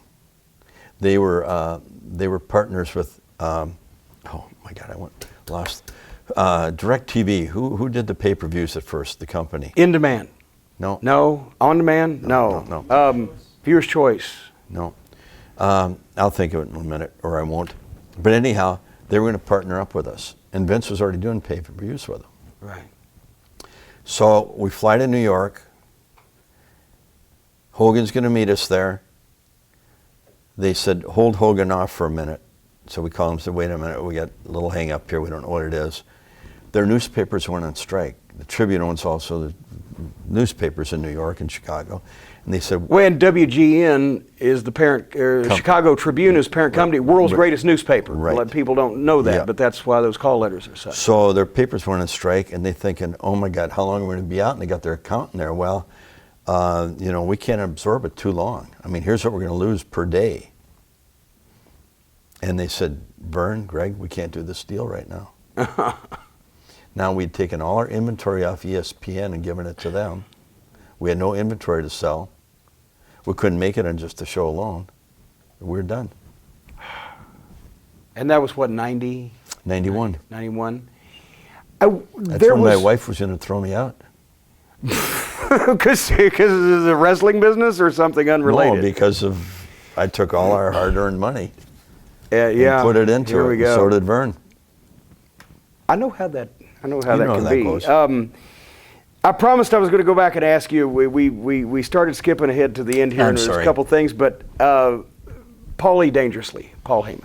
Oh, you got to be kidding. The darling of no. What do you want me to say about Paul? No, he used to call me up and tell me how he'd cussed out this guy, and when he got to the story, because I was there when and I love you, Paul, and you know I've always put you over. You're a great promo. You got the most out of the least with the book, but I wouldn't believe you if your tongue was notarized. There, that's it right there. You just said it right there. He had told a story about when he yelled at Flair, and actually I was in the hallway around the thing. It was at center stage, and after Flair said, "You're fired, get out, you're fucking done," and slammed the door and went back in his locker room, then Paul cut a promo on him and throw the garbage can. He told me one day to my face, "Well, I told Vern Gagne, you no good old sack of shit and windbag and blah, blah, blah." And my face, it's like neon light. I'm screaming, "No, you didn't." I mean, no, you didn't. But I never Paul remember him ever saying he wouldn't talk back to anybody. He's you know. Well, and I'm not trying to get you to knock him now, but honestly, because he's one of these people. He's done well for himself, but you can't believe a thing he says. You know, I mean, it's Paul, I'm sorry, but that's the way you are. He came in one time at TBS studio, and this is an unrelated story, so I'll tell it very quickly, that he had been back in New York and at the China Club, the hot spot, right? And he said, "Guess who came in?" I said, "I don't know, Paul." He said, "Jack Nicholson." Well, it helps that Paulie does a great impersonation of Jack Nicholson, right? I said, "Really? Jack Nicholson came into the club? Okay, that's believable. New York, China Club." He said, "Guess what he said?" I said, "Wait a minute. Now he talked to you." "Yeah, he came right over to me. Guess what he said?" I said, "Paul, what did Jack Nicholson say to you?" He looked around, he said, "Kid, watch the tennis racket." I said, "Now you mean to tell me that Jack Nicholson not only came up to you and spoke to you, but that he's a fan of our angle?" Yeah. I swear on my father's life. Now you have to make me make a choice of whether Jack Nicholson is a fan of our angle or you want your father dead. Paul, you're hurting me. I got to put my bag down. You're hurting me with this stuff. But he told a great story, but he was a great promo at that time. And of course, we got the original Midnight after they'd had the run on ESPN, and you know we were able to get them and capitalize on that somewhat. But it was, as you said, it was time to close. The name talent had gone. The last tag team champions were DJ Peterson and the Trooper. Was that Del Wilkes? That was Del Wilkes. It was in his rookie year, right? Del. I was a big Del fan, but you know what? I was then. too. And they did a documentary the other night on him, and they asked me to be a part of it. And you know, they asked me some question about him. Should Del be in the Hall of Fame? And I said, well, be honest. Who's in for exactly what? Because he worked different places and had different impacts. I said he never had any real impact here in the U.S. that I know of. And I don't think he was ever really given a fair chance anywhere. Yeah. You know, he had the smidgen of one in the WWF, and the various cliques didn't want to work with it. And they said, well, what about the cliques that didn't want to do this? I said, I don't think it was so much they didn't want to do anything with them. They didn't know what to do. Something that a lot of people talk about to this day, and I've seen it, it's out there on YouTube, the Wrestle Rock Rumble, the rap song that coming up on Wrestle Rock, which was a big event in It was Minneapolis, in the Dome in Minneapolis. Yeah, we had too many matches on the card. We didn't need that many to. I think we found out somebody was scalping tickets, and they probably sold 10,000 tickets that we didn't get credit for.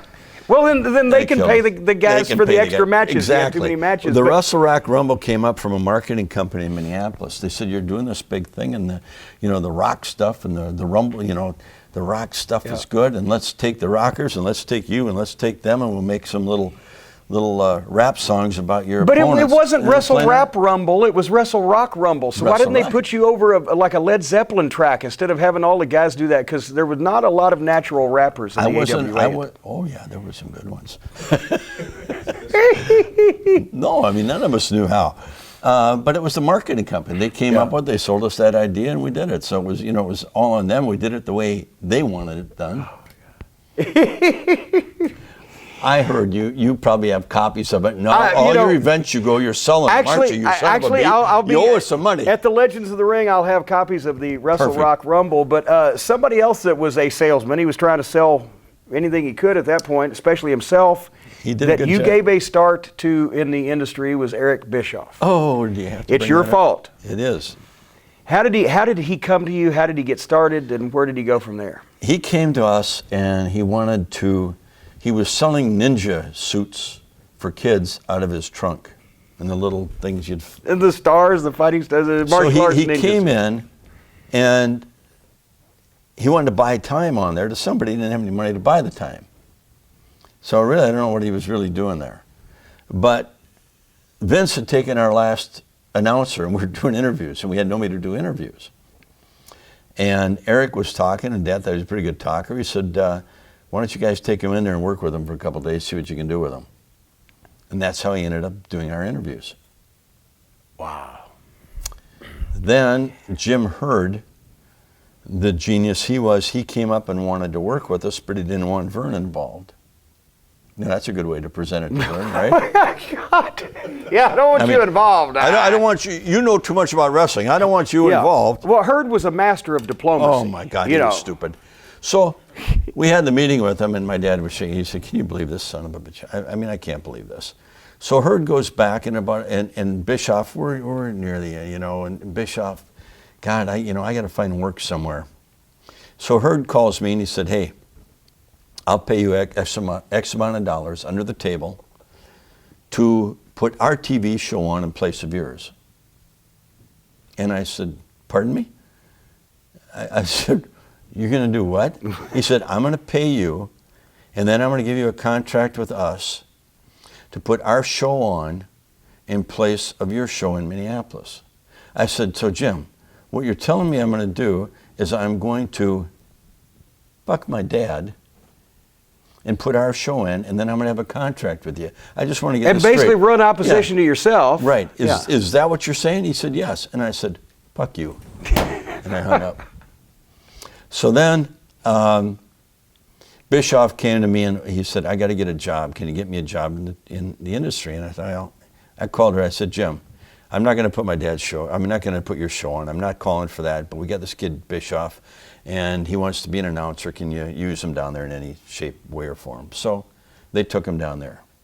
That's how he got the job. And then later on, he was able to get people to manufacture letters of recommendation for him, saying that, because I talked to actually one of them who shall remain nameless, but he's a guy that had worked around the business for quite a period of time, and he at the time was working in your office, and you can probably think of the name in your head, but he wrote a letter saying that Eric Bischoff was responsible for creative and this and that in the AWA. In return for, Bischoff said, "You write me this letter and I get this job, I'm going to bring you down here and I'm going to hire you and blah, blah, blah."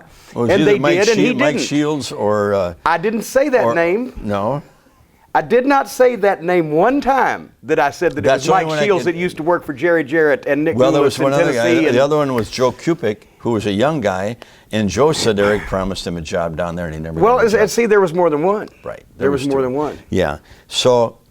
There was actually more than two, because I never heard of Joe Kupik, and I still know a couple. But anyway, yeah, falsifying records, that was Bischoff's MO. That's why I always said that he convinced the TBS executives that he's the one that served second course to Last Supper, and that's why they let him be the head waiter. So, well, I hate to really talk bad about anybody or put them down, especially on a video like this, but I guess it's about time. Sure, go ahead. All right. So we got Eric the job down there.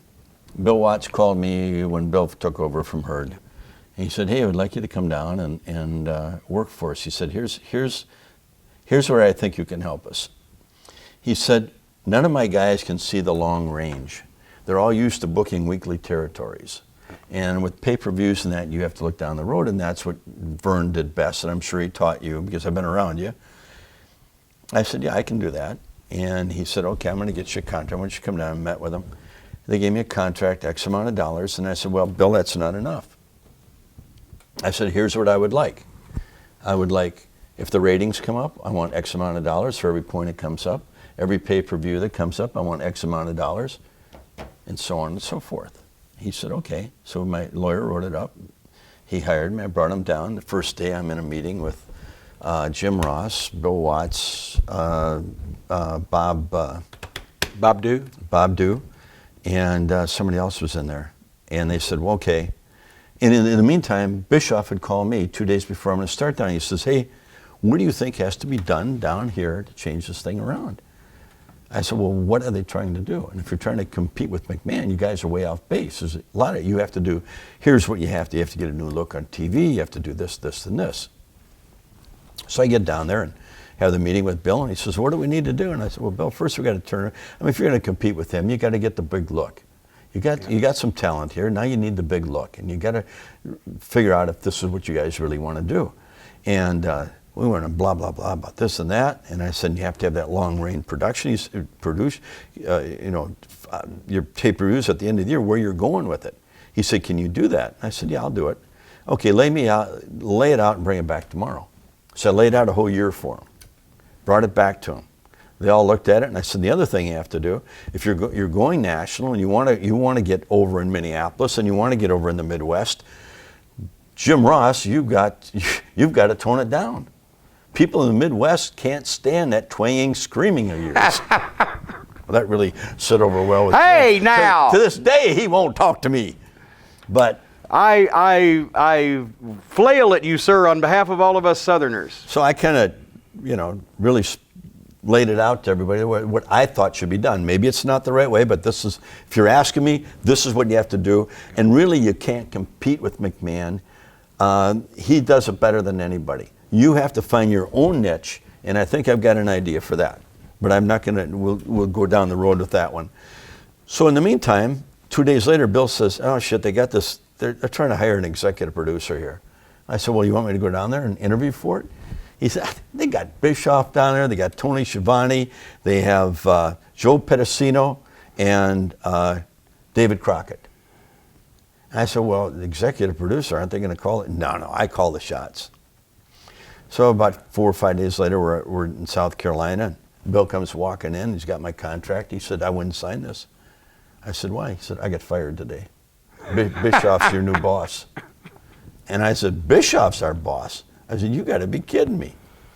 Eric had taken everything I told him on the phone, wrote it down, and that was his presentation to him. I can believe that. So now they had let Dusty off for a month. They were letting him off for a month, and then Mike Graham and I were supposed to book the stuff, give Dusty a break. So we're in there, and Turner, he had like 7, 8, 9 shows to do. Yeah. We're laying out shows, and Bischoff comes walking in. He says, there, guys, there's your contract. Just sign it right down there. And I said, well, I want to take it home this weekend and have my lawyer look at it. I said, has anything changed? No, it's the same contract. I said, Eric, we're right in the middle of TV. I'm not going to sign the contract until I take it home and look at it. I said, get out of here. Yeah. So he left, came back 5, 6 times. And Mike and I are losing him. We're ready to kill him. We're right in the middle of this thing. He throws it down. I said, has it changed? No. I said, okay, boom, and I signed the frickin' thing. So the TV ratings start coming up. Pay-per-view increases a little bit. So I said, hey, Eric, where's our bonuses? Mike and I have bonuses coming in our contracts. Oh, you don't have any bonuses? I said, what do you mean? I looked at it. There was nothing in there. I found out later he took all our stuff and put it in his contract. Well, at least somebody got it then. Somebody got it. Right? So he's got me once. So we're driving back from South Carolina or somewhere. He says, Greg, how can we get this thing going? I said, Eric, right now you guys are trying to do what McMahon's doing, and you can't do it as well as him. The only thing that's going to give you a jump start here is bring Hogan in here. You got Flair, bring Hogan in here. Well, I don't know how to get a hold of him. How do I get a hold of him? I said, well, I can call him. I'll get him in here, but if I get Hogan in here for you, I want part of his the pay-per-view. I want a little percentage off that when it goes up. I want some of his merchandising, and I want a little piece of his contract. You get that in writing from Bill Shaw, and I'll get him. 2 days later, he comes back to me and says, can you get Hogan? I said, I've talked to him. He'll listen. Did you get the deal from Shaw? Bill's going out of town Friday. He'll get it to you before Friday. And this was like on a Wednesday. I said, well, I better have it Friday or I'm not going to call him.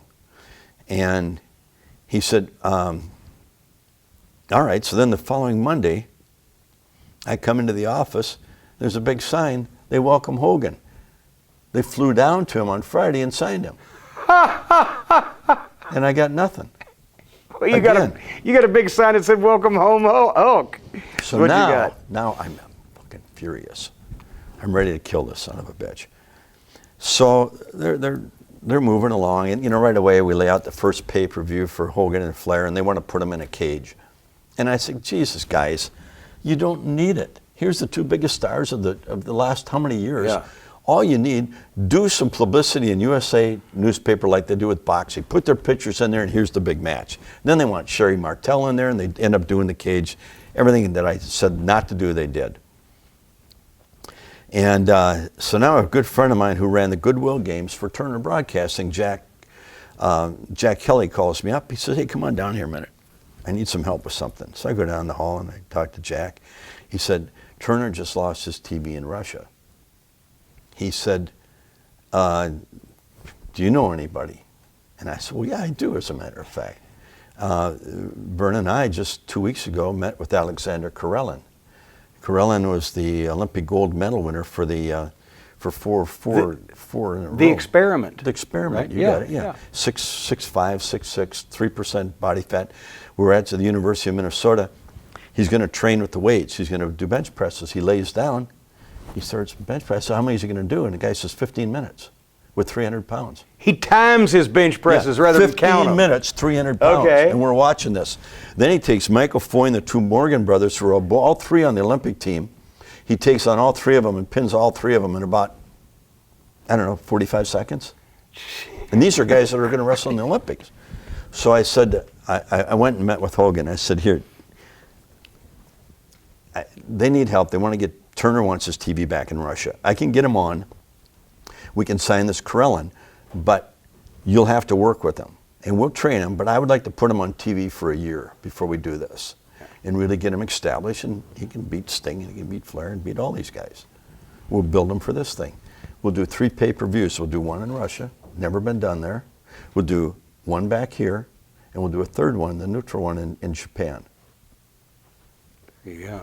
Okay? And I know for a fact Vince, his interest was piqued in the Experiment in the 96, 97 time period, because he talked about him a number of times, and Bruce was all fired up for him. Well, he wouldn't go with anybody but Vern or I to train him. Yeah, well, this Yeah. was after it was This a moot point right. that he wasn't going to Yeah. do any wrestling, though. But So, so anyhow, so then Bischoff calls me into the office, and he says, hey, what can we do to really change this? I mean, we got Hogan, we got Flair, we've done. I said, Eric, here's the easiest thing, okay? Where are your ratings bad? Where are they bad? Let's take a look at the map. Okay, Midwest, South, okay? There's where you're weak. Talk to Vern, pay him for the AWA, whatever that number is. NWA. If you have to pay somebody, pay. You got the AWA, the NWA. Hogan, champion AWA, Flair, champion of the NWA. There it is. Here's your strength.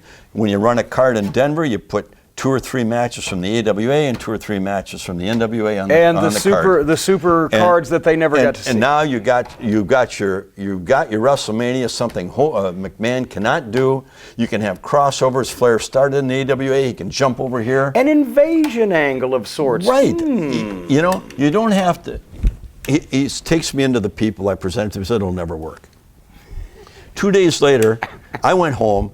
He calls me up and he said, hey, I'm packing to go to Orlando for TV. He says, there's no need to come to TV. And I said, what do you mean there's no need to come to TV? He said, you're done. I said, what do you mean I'm done? He went behind my back. I heard about this Russian and what you want to do. How could you go behind my back? I said, well, let's see, Eric, you fucked me twice. Should I go for a third time? I mean, why would I come to you with this? And he's awful big on firing people on the phone, isn't he? Right. Ole, Austin, you. So I flew down to Atlanta, and I was going up on that 14th floor, and honest to God, I was going to throw him out that window. That's how I was so frickin' mad. I would have knocked the shit out of him.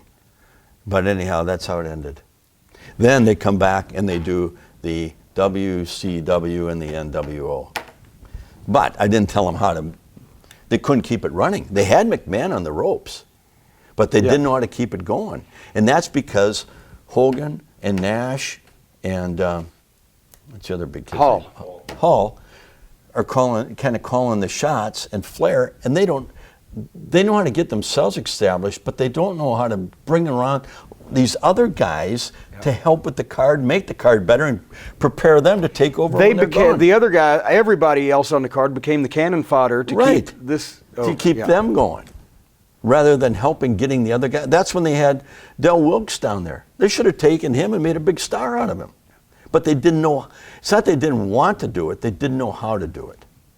But that was a 31-year run, and of all of the territories, now the Crockett's were in business for 50 years, but they were off down there to the side, and it was not a situation where a wrestler had gone off television and started that territory. Of all the territories that were started after the TV boom by wrestlers, Vern's lasted the longest. And it was the most major, it covered the most geographic territory, had tons of big names, did record business on a few different runs in a couple of different decades.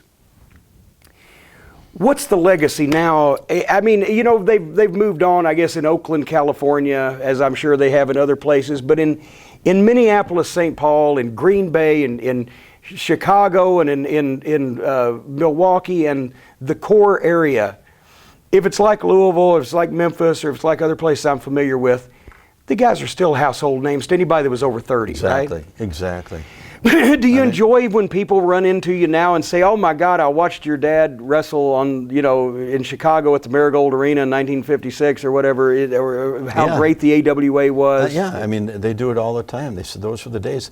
People say we came and watched the wrestling today. It's not the same. Oh, you know, it's 99 to 1. People will come up. Yeah. I used to love wrestling. Don't watch it anymore. Oh, hey, one thing I did forget to tell you. Okay, and this was big, and nobody knew about it but Vern and I.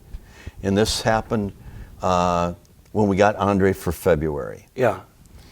CBS had come to us, and they were going to put us on the network every quarter. We had to have Hogan. And the first match we were going to have was Hogan and Andre in February. Hogan didn't know about that because Hogan and Andre on network television, that could work. And it would have kicked off our event for CBS. And we didn't tell him because we just had locked it up just before Christmas, and he was going to tell Hogan after he got back. So, how's that for a little kick in the balls?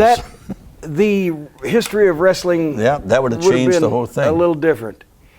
But Greg, I appreciate you being here. I appreciate you revisiting these memories. It's one that the people in the Midwest, the AWA is always going to have a fond spot. Everybody loves the wrestling they grew up on, but so many of them and such a big part of the country grew up on the AWA. I appreciate you taking the time. Thank you very much. I just to go back to the territory. One thing.